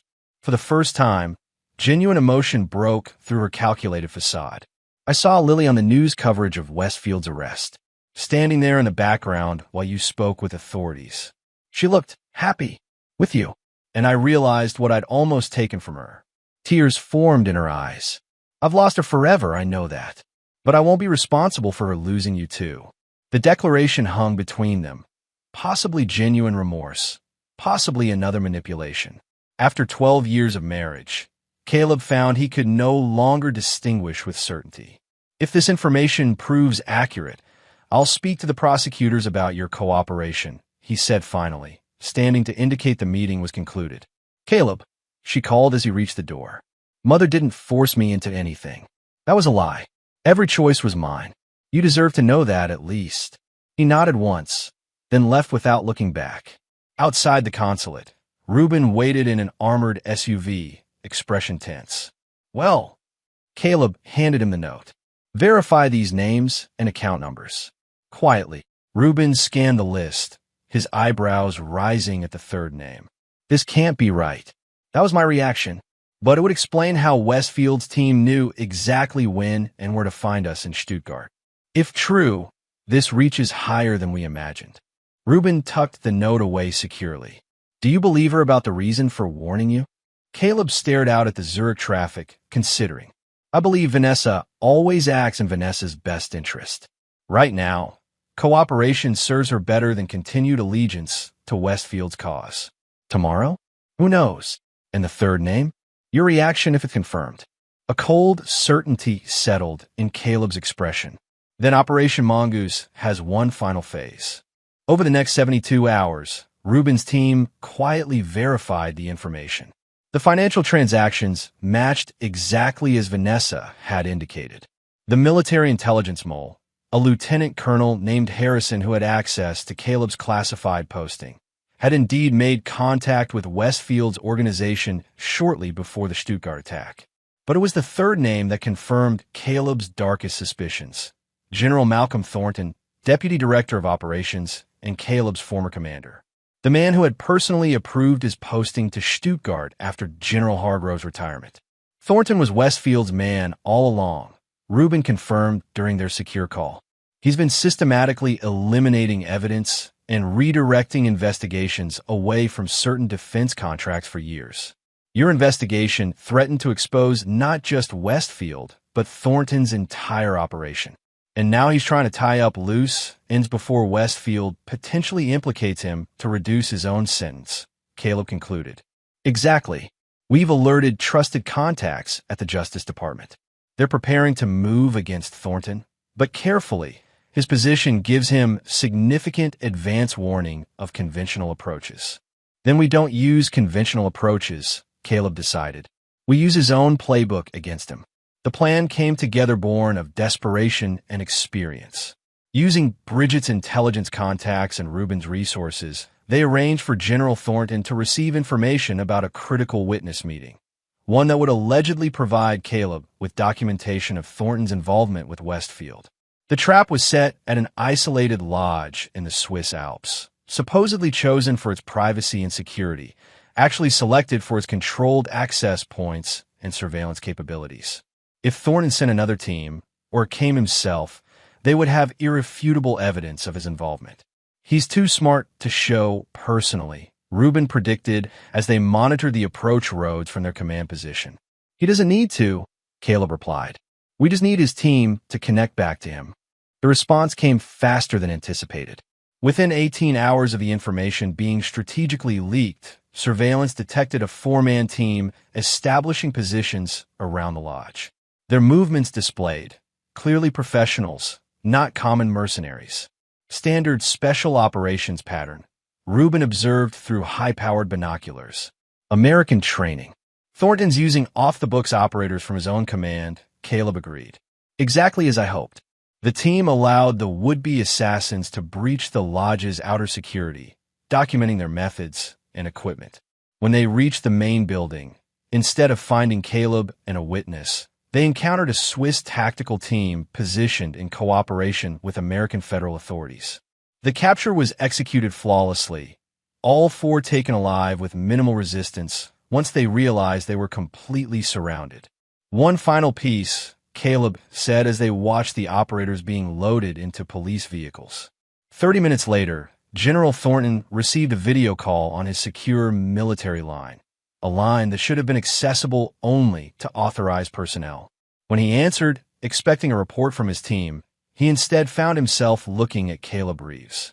Impossible, Thornton muttered, immediately reaching to terminate the connection. I wouldn't, Caleb advised calmly. Federal agents are already entering your office. This call is being monitored by Justice Department officials and your commanding officers.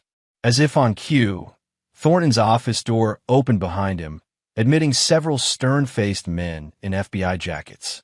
Your team has already implicated you, Caleb continued. The financial transfers link directly to your Cayman accounts. It's over, General.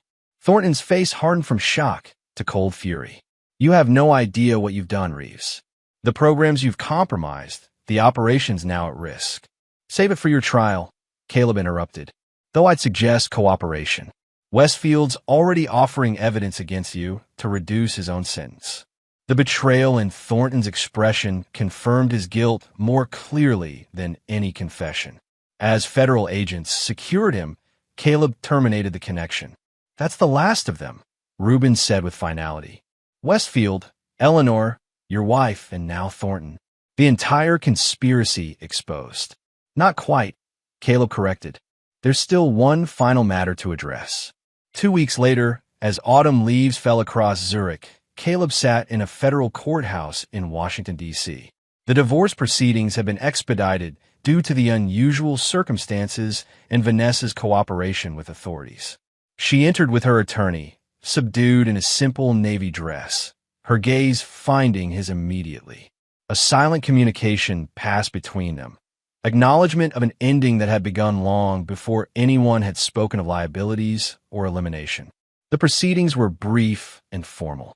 When asked if he had any statement for the record, Caleb simply said, I wish Vanessa well and hope she finds what she's looking for. Afterward, in the courthouse corridor, she approached him cautiously. That was generous of you. It wasn't generosity, he replied honestly. Just recognition that hatred requires too much energy to maintain. The prosecutors have indicated my cooperation will likely result in probation rather than incarceration, she informed him. I'll be relocating to California afterward. Fresh start. Good. An awkward silence stretched between them. 12 years of marriage reduced to stilted courthouse conversation. Lily, Vanessa finally said. How is she? Thriving. Her piano teacher says she has remarkable talent. Vanessa nodded, grief and regret briefly visible before her composed mask returned. Would you ever consider letting me see her? Once everything is settled, I mean. Caleb considered the request carefully. That would be Lily's decision to make when she's older.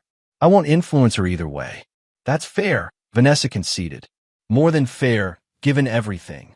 As they prepared to part, likely for the final time, Vanessa hesitated. Was any of it real, Caleb? Us? The question struck deeper than he'd expected. Yes, he answered honestly. Until it wasn't. She accepted this with a small nod. Goodbye, Caleb. Goodbye, Vanessa. As he watched her walk away, Caleb felt not the closure he'd expected, but something more complex. The acknowledgement that some chapters end without neat resolutions, some wounds heal leaving permanent scars, and some liabilities transform into unexpected strength. Outside the courthouse, he called Bridget in Zurich. It's done, he told her. The divorce is final. How do you feel? Her voice carried concern even across thousands of miles. Ready to come home, he replied, realizing the truth of it as he spoke. Home was no longer a place from his past or a duty station assigned by the military. Home was where Lily practiced piano under Bridget's patient guidance, where new possibilities had emerged from the ashes of betrayal. We're waiting, she assured him. Both of us. That evening, as his flight crossed the Atlantic, Caleb reflected on the journey that had begun with a child's innocent question about the word liability. The conspiracy had been dismantled, justice was being served, and ahead lay a life rebuilt on stronger foundations. The liability had become the architect of his own freedom. Chapter 7. Foundations of Tomorrow. 5 years passed with the steady rhythm of healing and rebuilding. The scandal that had rocked military and political establishments faded from headlines, but left lasting changes in its wake. New procurement oversight procedures bore Caleb's unofficial signature, though he had long since left active service. Westfield Enterprises had been dismantled, its legitimate assets sold off to cover restitution to the government and families affected by faulty equipment. Dominic Westfield himself remained in federal prison, his 25-year sentence ensuring he would likely die there. General Thornton had received 15 years, his military honors stripped away. Eleanor Winthrop, despite her age and claims of infirmity, served 3 years before being released to house arrest, her influence and fortune largely diminished. Vanessa, true to her statement in the courthouse, had relocated to California after receiving a suspended sentence. Her cooperation had proven invaluable in securing convictions against the others. Occasionally, birthday and Christmas cards arrived for Lily, tentative bridges to a relationship that might someday be rebuilt. Zurich had given way to Vienna as their home, a deliberate choice combining security, cultural richness, and educational opportunities. The small security consulting firm Caleb had established with Rubin had grown into a respected international operation, specializing in protecting corporations and NGOs from the very type of corruption they had exposed. On this spring morning, their apartment near the Schönbrunn Palace Gardens hummed with activity. 13-year-old Lily practiced intensely for her conservatory audition, her talent having blossomed under continued guidance from Bridget, who had gradually transitioned from teacher to stepmother 2 years earlier. You're rushing the allegretto again, Bridget observed gently from the doorway of Lily's practice room. Remember to let it breathe. Lily sighed dramatically but adjusted her tempo. Like this. Much better, Bridget approved. Your father's on his way home. Final client meeting finished early. Did they sign a contract? Lily asked, momentarily abandoning Mozart. Of course they did, Caleb announced, entering with a smile. No one refuses your father's security recommendations these days, he added, kissing Bridget briefly before setting his briefcase aside. That's because they all secretly wonder if you'll expose their corrupt practices if they don't, Lily teased, rising to embrace him. Integrity Consulting, Caleb corrected with mock seriousness. We don't threaten, We educate on best practices. Speaking of education, Bridget interjected. A letter arrived from Stanford today. Lily's eyes widened. Already? I thought college applications were next year. Not applications, Caleb clarified. They're inviting you to their summer music program for gifted students. Apparently, your performance at the international competition caught someone's attention. California, Lily said thoughtfully, where Mom lives now. The simple observation carried layers of unspoken questions. Though Vanessa had maintained consistent, if distant contact through cards and occasional phone calls over the years, there had been no in-person meetings. She's in San Francisco, Caleb confirmed. About an hour from Palo Alto. Would it be weird if I want to see her? While I'm there, I mean. Caleb and Bridget exchanged a glance that contained a complete conversation, the kind of silent communication they had perfected in both crisis and domesticity. Not weird at all, Caleb replied carefully. If that's what you want. I'm not sure what I want, Lily admitted. I just feel like maybe it's time to see her, to understand some things for myself. Caleb nodded, recognizing in his daughter the same thoughtful approach to difficult situations that had guided his own actions. Then we'll arrange it if you decide that's what you want. Later that evening, after Lily had returned to her practice and dinner preparations were underway, Bridget found Caleb on their balcony, gazing toward the palace gardens. You're worried about her seeing Vanessa, she observed, joining him at the railing. Not worried, exactly, he replied. Just aware of the complexities. Lily's remarkably level-headed for 13. She understands more than we sometimes credit. That's what concerns me, Caleb admitted. She understands enough to be curious about the whole story. But is she ready for all of it? The complete truth about what her mother was willing to do. Bridget considered this. Perhaps the question isn't whether she's ready for the whole truth, but whether meeting her mother might be part of how she processes what she already knows. When did you become so wise? He asked, slipping an arm around her waist. I married a man who sees problems as puzzles to be solved rather than obstacles to be feared, she replied with a smile. It's contagious. The Stanford program letter had awakened considerations that extended beyond Lily potentially meeting Vanessa. Security remained an ingrained mindset for Caleb, despite the years of peace and the imprisonment of those who had threatened them. That night, after Bridget had fallen asleep, he placed a secure call to Reuben, who was managing their London office. A bit late for business, isn't it? Reuben answered, the years having done little to diminish his sharp perception. Lily's been invited to Stanford's summer music program, Caleb explained without preamble. Ah, Reuben understood immediately. California. Vanessa territory. Exactly. You're wondering if there's residual risk. I'm wondering if I'm paranoid for still considering it, Caleb clarified. It's been 5 years. In our line of work, paranoia is just good planning, Reuben replied pragmatically. I'll have our West Coast team do a thorough assessment. Discreetly. Thank you. Caleb hesitated. There's something else. Lily's expressing interest in seeing Vanessa while she's there. A thoughtful silence. How do you feel about that? Complicated, Caleb admitted. But it's her right to know her mother. For what it's worth, Reuben said carefully, your ex-wife has maintained a very low profile since her relocation. Teaching at a community college, modest apartment, no suspicious contacts or activities. Our periodic checks have shown nothing concerning.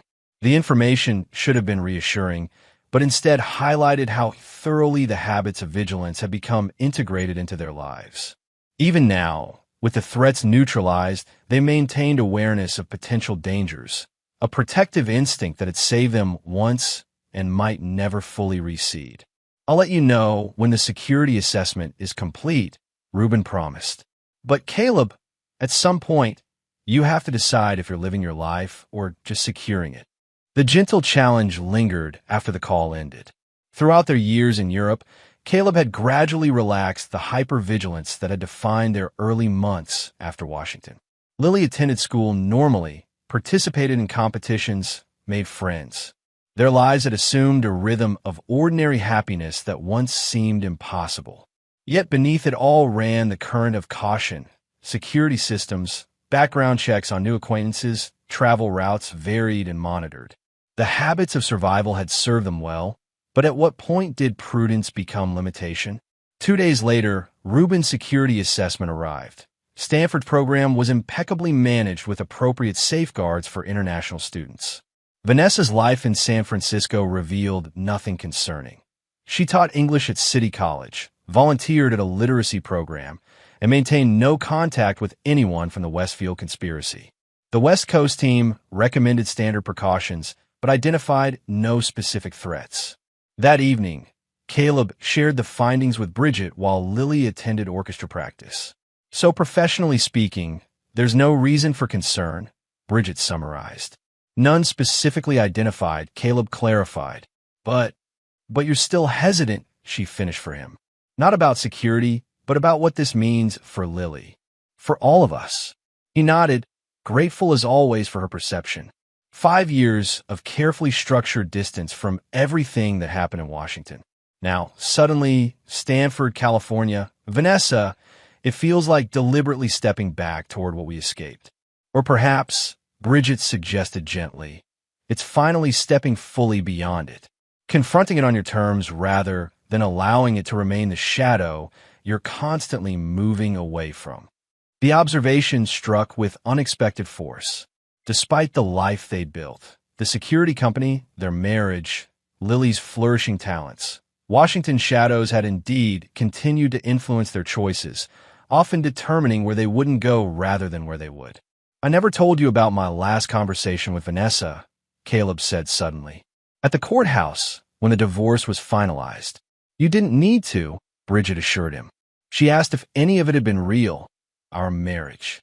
He stared out the window at Vienna's elegant architecture. I told her yes, until it wasn't. But that wasn't the complete truth. What was that I never fully knew her. Even before Westfield, before all the conspiracy, there was always a part of Vanessa calculating, positioning, measuring relationships by their utility. He turned to face Bridget. I think that's what I fear most about Lily meeting her.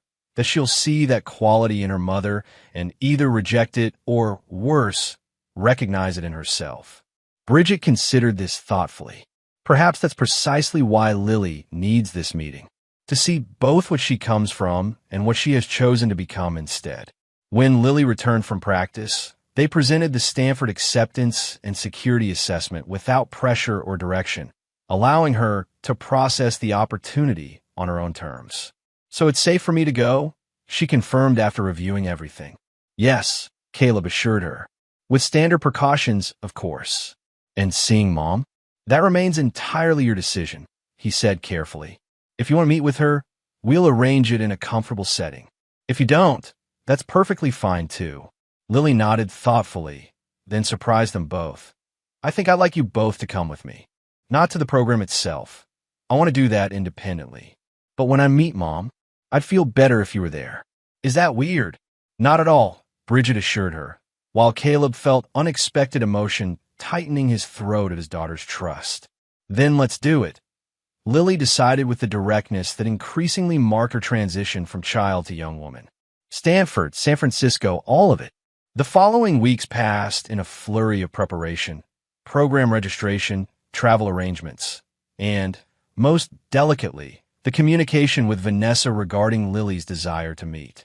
Her response had been immediate and emotional, expressing both gratitude for the opportunity and understanding of any boundaries that might be established.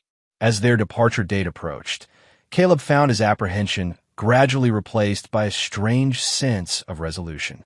This journey represented more than a summer program or a family reunion. It symbolized their willingness to engage with the past rather than merely distance themselves from it. The flight to San Francisco carried its own symmetry, a reversal of their flight from Washington years earlier, now traveling west as a family fortified by time and truth rather than refugees fleeing conspiracy. Stanford's campus welcomed Lily with the embrace of potential and possibility. The program directors, subtly vetted through Rubin's network, impressed even Caleb with their genuine enthusiasm for Lily's talent and their comprehensive approach to both nurturing and protecting their young artists. She'll thrive here, Bridget observed as they helped Lily settle into her dormitory. It's the perfect environment for her to explore her abilities without constraint. It feels right, Caleb agreed, watching Lily confidently arrange her space, already chatting with her roommate, a young violinist from Seoul. All of it. 2 days later, with Lily comfortably integrated into the program's orientation activities, they prepared for the meeting with Vanessa. She had suggested a private room at a restaurant in Palo Alto, neutral territory with both privacy and public surroundings. Caleb felt an unexpected calm as they approached the venue.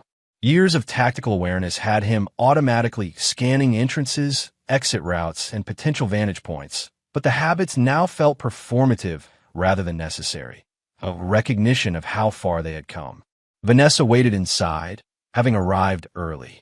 She stood as they entered, a study in controlled nervousness. The years had been kind to her physically, her blonde hair now elegantly touched with silver at the temples, her figure still slim, but the most striking change was in her demeanor. The calculating ambition that had once animated her features had given way to something more measured, perhaps even humble. "Lily," she breathed, taking in the sight of her daughter but maintaining her distance, uncertain of what boundaries existed. "You're beautiful." "Hi, Mom," Lily replied, her voice steady despite the emotional complexity of the moment. "It's good to see you." Vanessa's gaze shifted briefly to Caleb and Bridget. "Thank you both for making this possible. I know it can't have been an easy decision." "It was Lily's decision," Caleb clarified gently. "We're just here to support her." The initial awkwardness gradually eased as they settled around the table. Conversation began hesitantly. Lily's music, her school accomplishments, the Stanford program, before inevitably circling toward the questions that had remained unasked through years of cards and distant phone calls. "I don't expect forgiveness," Vanessa said finally, addressing the underlying tension directly. "What I did, what I was willing to do, doesn't deserve it. But I want you to know, Lily, that not a day passes when I don't regret the choices I made and the pain I caused." "Why did you do it?" Lily asked, the simple question carrying the weight of years of wonder. Vanessa didn't flinch from the inquiry. "The simplest answer is also the most shameful: ambition. I convinced myself that the life I wanted, power, influence, wealth, justified any means of achieving it. I allowed that ambition to override basic humanity, love, maternal instinct." She shook her head. "There are psychological explanations I could offer, but they would just be excuses. Were you ever happy with us?" Lily's follow-up question revealed the personal fear beneath her curiosity. "With me and Dad, I mean, before everything else." "Yes," Vanessa answered without hesitation. "Those early years, watching you grow, building our family, there was real joy there. My dissatisfaction came later, and it was with myself, not with you. Never with you." The conversation continued, painful truths acknowledged and cautious connections reestablished. Bridget contributed her perspective as both stepmother and witness to Lily's journey, her natural diplomacy helping bridge difficult moments. As the meeting concluded, Vanessa hesitantly asked if she might attend one of Lily's performances during the summer program. "I'd like that," Lily decided after a moment's consideration. "Maybe not the first one. I'll be nervous enough. But later in the program." "Of course," Vanessa agreed readily. "Whenever you're comfortable." Outside afterward, walking back towards Stanford's campus, Lily processed the meeting with remarkable maturity. "She's different than I expected," she observed thoughtfully. "Sadder, maybe, but also more real." "People can change," Bridget offered. "Sometimes tragedy or consequences create space for reflection that wasn't possible before." "Do you think she's genuinely sorry?" Lily asked Caleb directly. He considered the question carefully. "I believe she regrets her actions and their consequences. Whether that constitutes the kind of remorse that leads to fundamental change, only time will tell." "Would you ever forgive her?" Lily pressed. The question stopped Caleb momentarily. "I already have, in some ways," he realized aloud. "Not to excuse what happened, but to free myself from carrying it." Holding on to anger would have meant Westfield and his conspiracy continued to shape our lives, even from prison. Lily nodded, absorbing his perspective with the thoughtfulness that increasingly characterized her approach to difficult subjects. I think I understand. Forgiveness isn't about excusing what they did. It's about not letting it control our future. Exactly, Bridget affirmed, exchanging a proud glance with Caleb. Very insightful. As they continued walking through Stanford's sun-dappled campus, Lily suddenly stopped, turning to face both adults with unexpected determination. I want you both to know something, she declared. What happened with Mom, with Westfield, with all of it, it was terrible. But what we built afterward, she gestured between the three of them. This family we've created, I wouldn't trade it for anything. The simple declaration struck Caleb with unexpected force. The recognition that from the darkest conspiracy had emerged a foundation of genuine love and trust that no ambition or corruption could undermine. Neither would we, he assured her, Bridget nodding in emphatic agreement. That night, after Lily had returned to her dormitory, Caleb and Bridget walked the quiet paths of Palo Alto, processing the day's emotional complexities. Lily handled that with remarkable grace, Bridget observed. She's inherited your strength. And your diplomacy, Caleb added. She navigated that conversation better than most adults would have. What about you? Bridget asked perceptively. Seeing Vanessa again, after all this time? Caleb considered the question seriously. It was clarifying. The woman I married barely exists anymore. Maybe she never really did. He paused, finding the right words. But what I feel most strongly is gratitude. Gratitude for Lily, for you, for the fact that what was meant to destroy us instead became the foundation for something genuine. He took her hand as they walked. The liability became the catalyst. Bridget smiled, understanding the reference to the word that had started everything. From liability to legacy, she mused. Not a bad transformation. As summer progressed, Lily flourished in the Stanford program. Her performances drew increasing attention from instructors and visiting professionals. Vanessa attended her third recital as agreed, maintaining the respectful distance Lily had established while clearly treasuring the opportunity to witness her daughter's talent. One evening, following a particularly successful performance of Chopin, Lily surprised them by suggesting dinner with all four of them, Caleb, Bridget, Vanessa, and herself. Are you certain? Caleb asked privately, wanting to ensure she wasn't feeling pressured. I am, Lily confirmed. I'm not saying I want us to be one big happy family or anything, but I think I need to see that the past really is resolved, that we can all exist in the same space without old ghosts taking over. The dinner proved less awkward than anticipated. Vanessa had clearly prepared herself emotionally, focusing on Lily's accomplishments and asking thoughtful questions about Vienna without attempting to insert herself inappropriately into their family dynamic. As the evening concluded, she pulled Caleb aside briefly. Thank you, she said simply, for raising her to be so much better than either of us were. Then we were, Caleb corrected gently. People change, Vanessa. Sometimes for the worse, sometimes for the better. She accepted this with a thoughtful nod. I'm trying to be among the latter. I believe you are, he replied, surprising himself with the sincerity of the statement. As they prepared to return to Vienna at summer's end, Lily had established parameters for ongoing contact with Vanessa, regular video calls, possible future visits, a cautious rebuilding of relationship on new, more honest foundations. I think Mom's genuinely trying to be a better person, she observed as they packed her dormitory belongings. Not for show or advantage, but because she's actually changed. I think so too, Caleb agreed. And that's a victory of its own kind. The experience had transformed something subtle but significant within their family dynamic. The conspiracy that had once forced them into exile had finally lost its power to define their choices. California had not proven to be a doorway back to past dangers, but rather the threshold to complete liberation from them.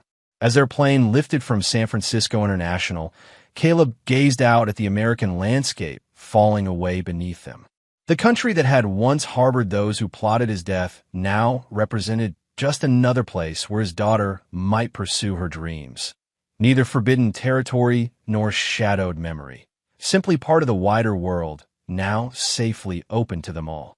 The liability had become not merely the architect of his freedom, but the builder of a future where fear no longer dictated the boundaries of possibility. Chapter 8. Echoes of the Past.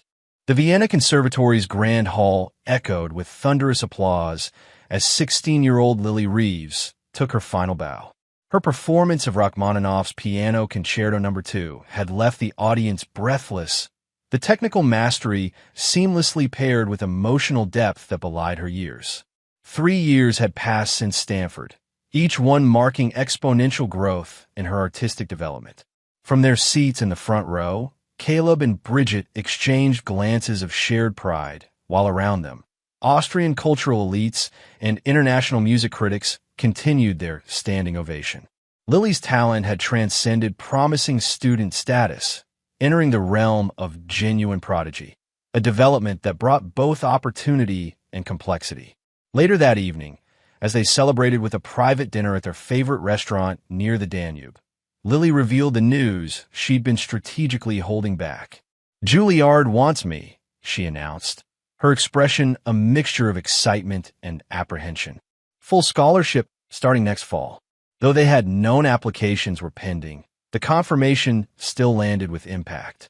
Juilliard meant New York, America, a return to the country they had fled 8 years earlier.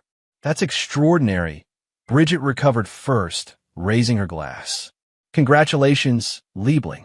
"Indeed," Caleb added, genuine pride overriding momentary hesitation. "Juilliard is the pinnacle. You've earned this." Lily studied them both with the perceptiveness that had only sharpened with adolescence. "But it means going back to the States." "I know that's complicated." "Not anymore," Caleb assured her, finding truth in the words as he spoke them.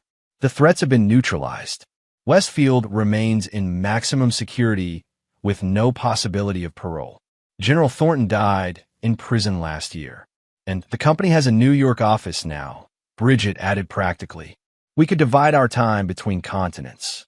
Lily's relief was palpable. "I was worried you might think it was too risky, or that you'd insist on constant security that would make normal college life impossible." 8 years ago, perhaps, Caleb acknowledged. But circumstances change. People change. He raised his glass. To Juilliard and new beginnings. The toast shouldn't have been prophetic. The celebration shouldn't have been their last moment of complete peace. But 2 hours later, as they returned to their apartment building, Caleb noticed the subtle signs immediately. The security panel's indicator light showing momentary tampering, the barely perceptible scuff marks near the lock. "Wait," he instructed Lily and Bridget quietly, drawing the compact sidearm he still carried despite years of tranquility. Old habits proved life-saving once again. Inside, the apartment appeared undisturbed at first glance. Nothing obviously missing or displaced. But Caleb's trained eye caught the minute discrepancies. A desk drawer closed at a slightly different angle, the edge of a rug not perfectly aligned with its usual position. "Someone's been here," he confirmed, completing a sweep of the rooms. "Recently?" "Burglars?" Lily asked, though her tone suggested she already understood this was something more targeted. "Professionals," Caleb corrected, discovering the sophisticated listening devices planted in multiple rooms. "This isn't about theft." A secure call to Rubin, now managing their New York office, set immediate countermeasures in motion. Within hours, a security team had swept the entire apartment, removing surveillance equipment and securing digital systems. By dawn, they had relocated to a company safe house on the outskirts of Vienna while the investigation proceeded. "This doesn't make sense," Rubin said via secure video conference. Westfield's assets remain frozen. His organization was dismantled years ago. Thornton is dead. Eleanor Winthrop is under permanent monitoring as part of her parole. Someone else, then, Caleb reasoned. Someone we missed. Or someone new. Bridget suggested, her intelligence background providing valuable perspective. 8 years is a long time. New alliances form. New motivations emerge. The following day brought answers, though not clarity. The surveillance equipment bore hallmarks of Russian military intelligence. High-end, state-developed technology not typically available to private operators. This isn't personal, Bridget concluded, reviewing the technical analysis. This is professional intelligence gathering. But why target us now? Caleb questioned. And why Russian intelligence? The answer emerged through Rubin's extensive network. Recent intelligence community chatter indicated renewed interest in the Westfield case, specifically in files that had been sealed during the prosecution due to national security implications. It appears Westfield had deeper connections to Russian defense interests than publicly acknowledged, Rubin explained. Some of his technology transfers may have involved classified systems. And they think we have access to this information? Caleb asked skeptically. More likely, they're assessing whether you retained evidence that wasn't submitted during the trials, Rubin clarified. Intelligence agencies operate on the principle that principals in major cases often maintain insurance documentation. The revelation created an immediate strategic dilemma. The surveillance suggested they were being evaluated as potential intelligence targets rather than facing immediate physical threat. But Lily's impending move to New York added urgency to resolving the situation. We have 3 options, Caleb outlined that evening. The family gathered in the Safe House's secure conference room. Relocate permanently again. Enhance security and continue as planned. Or address this proactively. I'm tired of running, Lily stated firmly. We've spent 8 years building lives here. Now I have Juilliard. I vote for option 3. Proactive engagement with Russian intelligence is exceptionally dangerous, Bridget cautioned, though her expression suggested she wasn't entirely opposed. Not engagement, Caleb clarified. Preemption. We identify their local assets, determine their specific interests, and neutralize the operation before Lily leaves for New York. The plan developed over the following week combined Caleb's tactical experience, Bridget's intelligence background, and Rubin's global resources. Rather than directly confronting the Russian operatives, they would utilize disinformation strategies, allowing controlled access to carefully constructed evidence suggesting all Westfield-related materials had been turned over to American authorities years ago. Simultaneously, through channels established during Bridget's BND career, they quietly alerted Austrian counterintelligence to the foreign operation on their soil. The approach was calculated to render them uninteresting as targets without creating direct confrontation. The execution proceeded, planting digital breadcrumbs suggesting all Westfield materials had been transferred to secure American repositories. Carefully staged conversations in supposedly secure locations that would inevitably be monitored. A strategic leak through Rubin's channels suggesting Caleb had cooperated extensively with American intelligence following the Westfield case.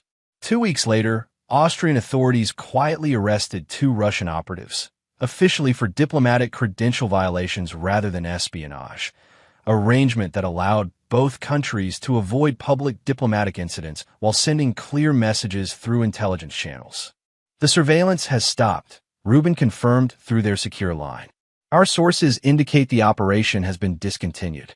You've been assessed as low-value targets without access to the materials they sought. The resolution brought relief, but also reflection. While the immediate threat had dissolved, the episode served as a pointed reminder that the past was never fully escaped, merely managed. That evening, as normality cautiously reasserted itself in their Vienna apartment, Caleb found Lily at her piano, playing not one of her classical pieces, but a contemplative improvisation that seemed to capture their recent experience. Complex, occasionally discordant, but ultimately resolving into harmony. That's beautiful, he observed, sitting beside her on the bench. Your own composition? Just working through some thoughts, she replied, continuing to play softly. Do you think we'll ever be completely free of it all? The Westfield case, the conspiracies, the looking over our shoulders. Caleb considered the question seriously. I think completely free might be the wrong paradigm. Our experiences shape us, become part of who we are. The key is ensuring they inform our choices rather than constraining them. Lily nodded, her fingers finding a more hopeful progression. I've been thinking about Mom recently. Because of Juilliard? Partly. But also because of this latest situation, her playing grew more contemplative. She chose fear and ambition over love and integrity.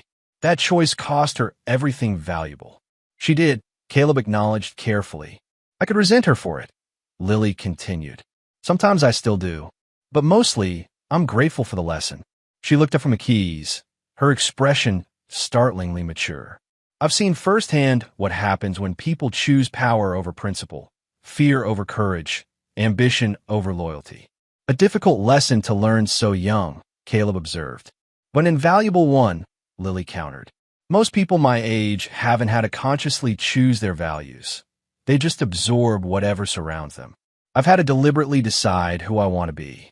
The insight struck Caleb profoundly. The recognition that what he had once feared would damage his daughter had instead forged an exceptional clarity of character. The liability had become her strength as well as his own. Juilliard will be the beginning of something extraordinary, he told her with quiet certainty. Not because of what happened in the past, but because of who you've become despite it. Lily's improvisation resolved into a final, resonant chord. No, Papa, because of who we've all become because of it. As preparations for her departure accelerated over the following months, Caleb found himself increasingly at peace with her return to America.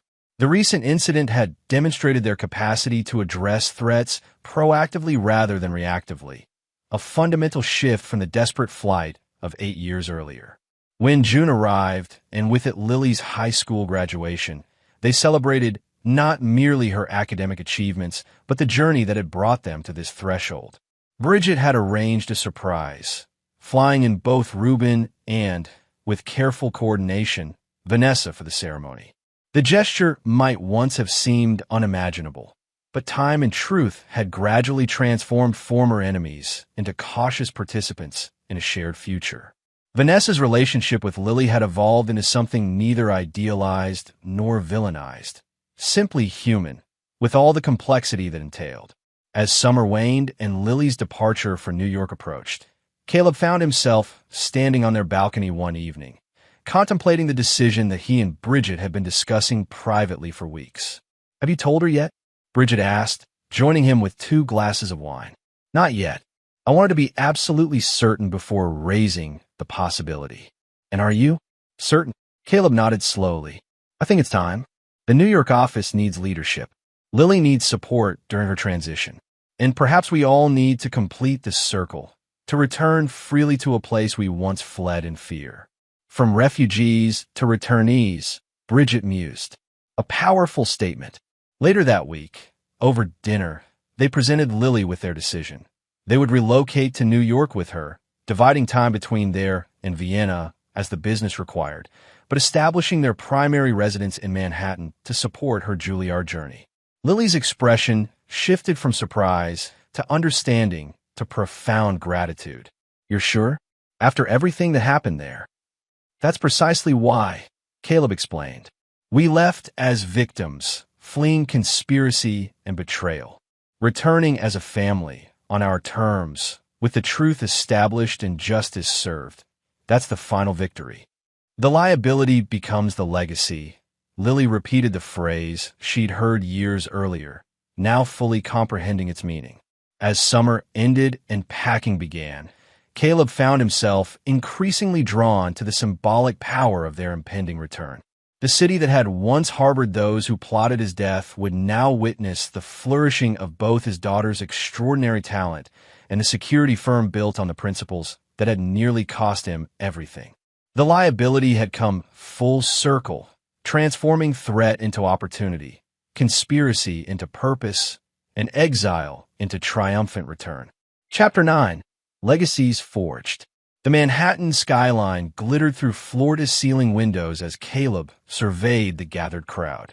Reeves Muller Security Consulting's 10th anniversary gala had drawn an impressive assemblage. Corporate leaders, government officials, military attaches, and cultural figures mingling easily in the penthouse event space.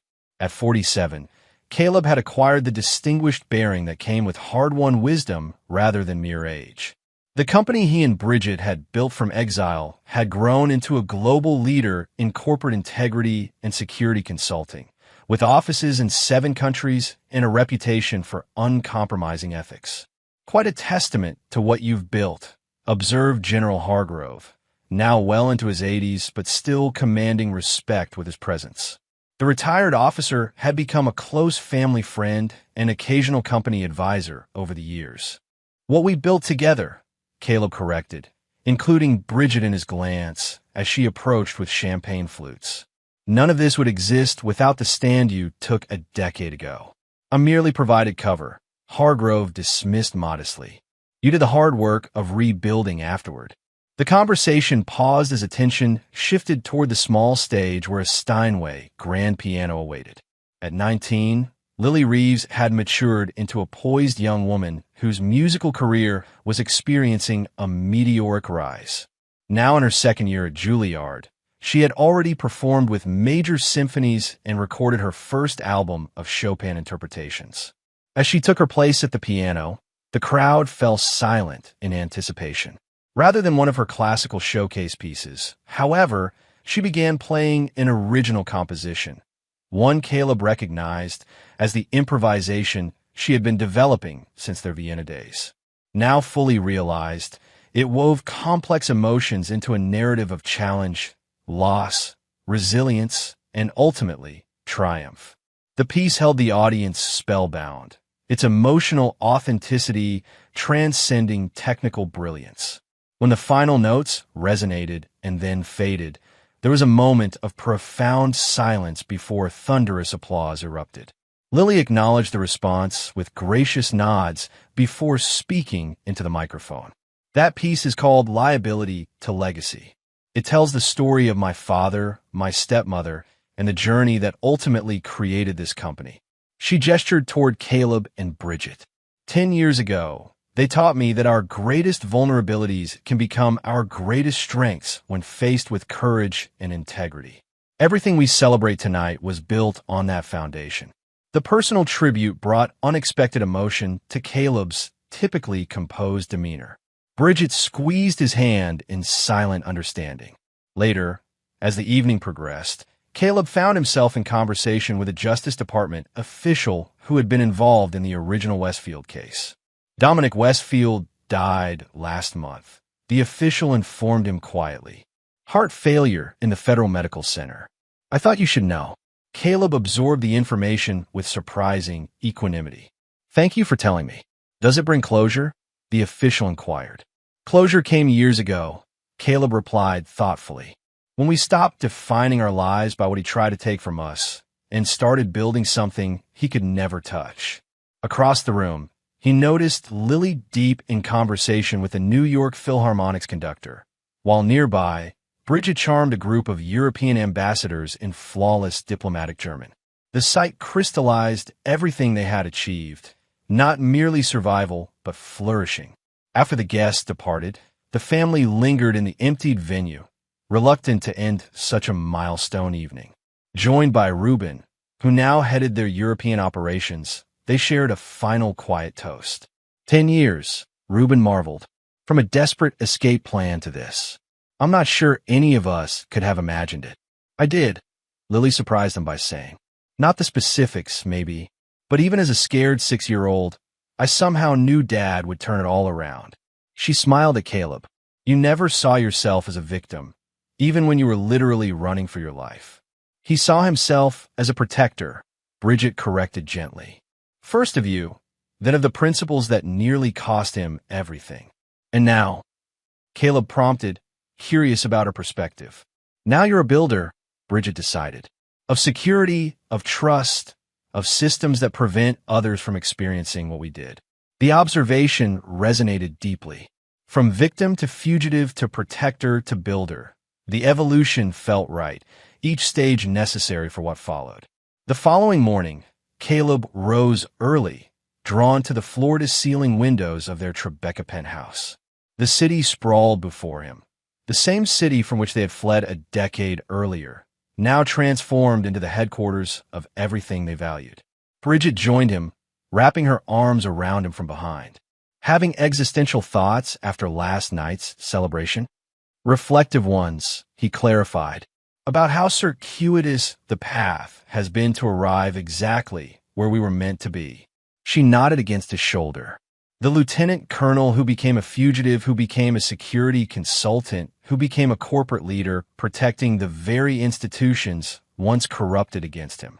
It's quite the journey. Not just my journey, he reminded her, turning to face her.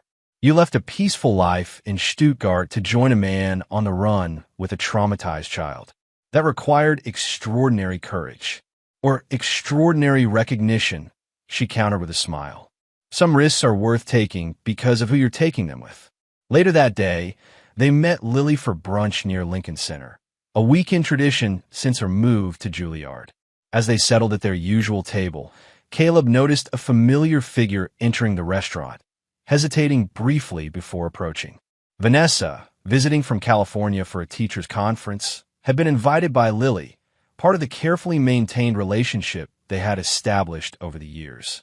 Time had softened her once sharp edges, bringing a quieter dignity to replace former ambition. I hope I'm not intruding, she said, genuinely uncertain of her welcome despite the invitation. Not at all, Bridget assured her with a grace that characterized their unusual dynamic. Please join us. As they shared the meal, Caleb observed the subtle interactions. Lily's animated descriptions of her upcoming European tour, Bridget's thoughtful questions about Vanessa's teaching position, Vanessa's genuine interest in the company's recent humanitarian security initiatives in developing nations.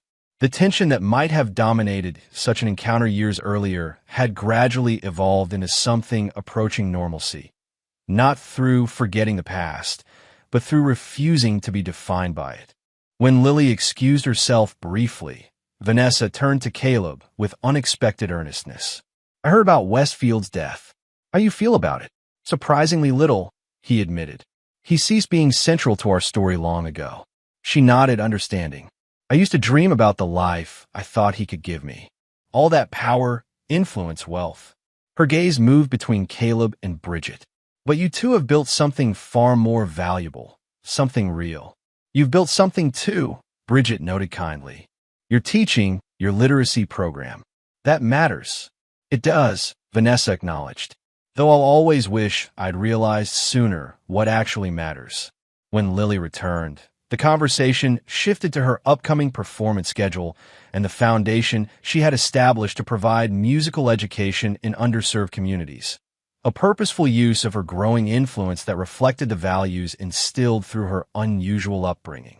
Later that afternoon, as they walked through Central Park, Lily linked arms with both Caleb and Bridget, a young woman comfortable with the complex tapestry of her family history. I've been thinking about legacies, she said thoughtfully, about what we leave behind. Rather philosophical for 19, Bridget teased gently. Maybe, Lily conceded with a smile. But I've been surrounded by people making consequential choices my entire life. It makes you think about impact. And what conclusions have you reached? Caleb asked. That legacy isn't what happens to you, but what you build from it. She squeezed their arms. Westfield tried to destroy us. Mom participated out of misguided ambition. But the legacy of that conspiracy isn't destruction. It's this family, the company, my music, everything we've created in response. The profound observation hung in the crisp autumn air as they continued their walk, the park's pathways carrying them past landmarks that had once been mere names on a map and now constituted the geography of their redemption. That evening, Caleb stood on their penthouse terrace, watching the city transition from day to night, lights emerging like stars against the darkening skyline. Bridget joined him, a comfortable silence settling between them as they absorbed the view. Do you ever think about that moment? She asked finally. When Lily asked you what a liability meant? Often, he admitted, how one innocent question possibly saved all our lives. And changed them immeasurably, she added. The liability became not just your designation in their conspiracy, but the very thing that brought it crashing down. And ultimately built all of this, he concluded, gesturing toward the illuminated city. Now their city, claimed not through fear, but through triumphant return. As if summoned by the conversation, Lily appeared in the doorway, evening breeze catching her hair. Phone call from Carnegie Hall, she announced with barely contained excitement. They're offering me a solo recital next season. My own program, whatever pieces I choose. The achievement, exceptional for a sophomore at Juilliard, represented another milestone in her rapidly ascending career. As they celebrated with impromptu champagne, Caleb felt the full circle of their journey complete itself. From a frightened child asking about a dangerous word to a confident young artist claiming her place on the world's premier stages, Lily embodied everything they had fought to protect and nurture. Later that night, after Lily had returned to her dormitory and the penthouse quieted, Caleb found himself drawn once more to the windows overlooking the city that had witnessed both their greatest vulnerability and their greatest triumph. "Penny for your thoughts," Bridget said, joining him in comfortable silence. "I was thinking about that word again. Liability." He turned to face her. In financial terms, it represents obligation, responsibility, debt. In their conspiracy, it meant vulnerability, obstacle, something to be eliminated. And now I see it differently. A liability is something that holds value precisely because of the responsibility it represents. He smiled. In that sense, I'm grateful to have been deemed a liability all those years ago. It meant I stood for something worth opposing. And worth protecting, Bridget added, thinking of the frightened child who had inadvertently exposed a murder conspiracy. And ultimately, worth building upon, he concluded. The strongest foundations are often forged in the greatest adversity. As Manhattan's lights glittered around them, no longer the backdrop to conspiracy, but the canvas of their rebuilt lives, the final transformation was complete. The liability had become not merely the architect of freedom or the builder of security, but the creator of legacy, one constructed not from ambition or power, but from the uncompromising principles that had nearly cost everything and ultimately provided something far more valuable. In the balance sheet of life, some liabilities transformed into the most precious assets of all. And there you have it. Another story comes to an end. What did you think? I'd love to hear your thoughts in the comments below. If you enjoy this story, consider joining our community by subscribing. It means the world to us. For more stories like this one, check out the recommended videos on screen. And I'll see you there.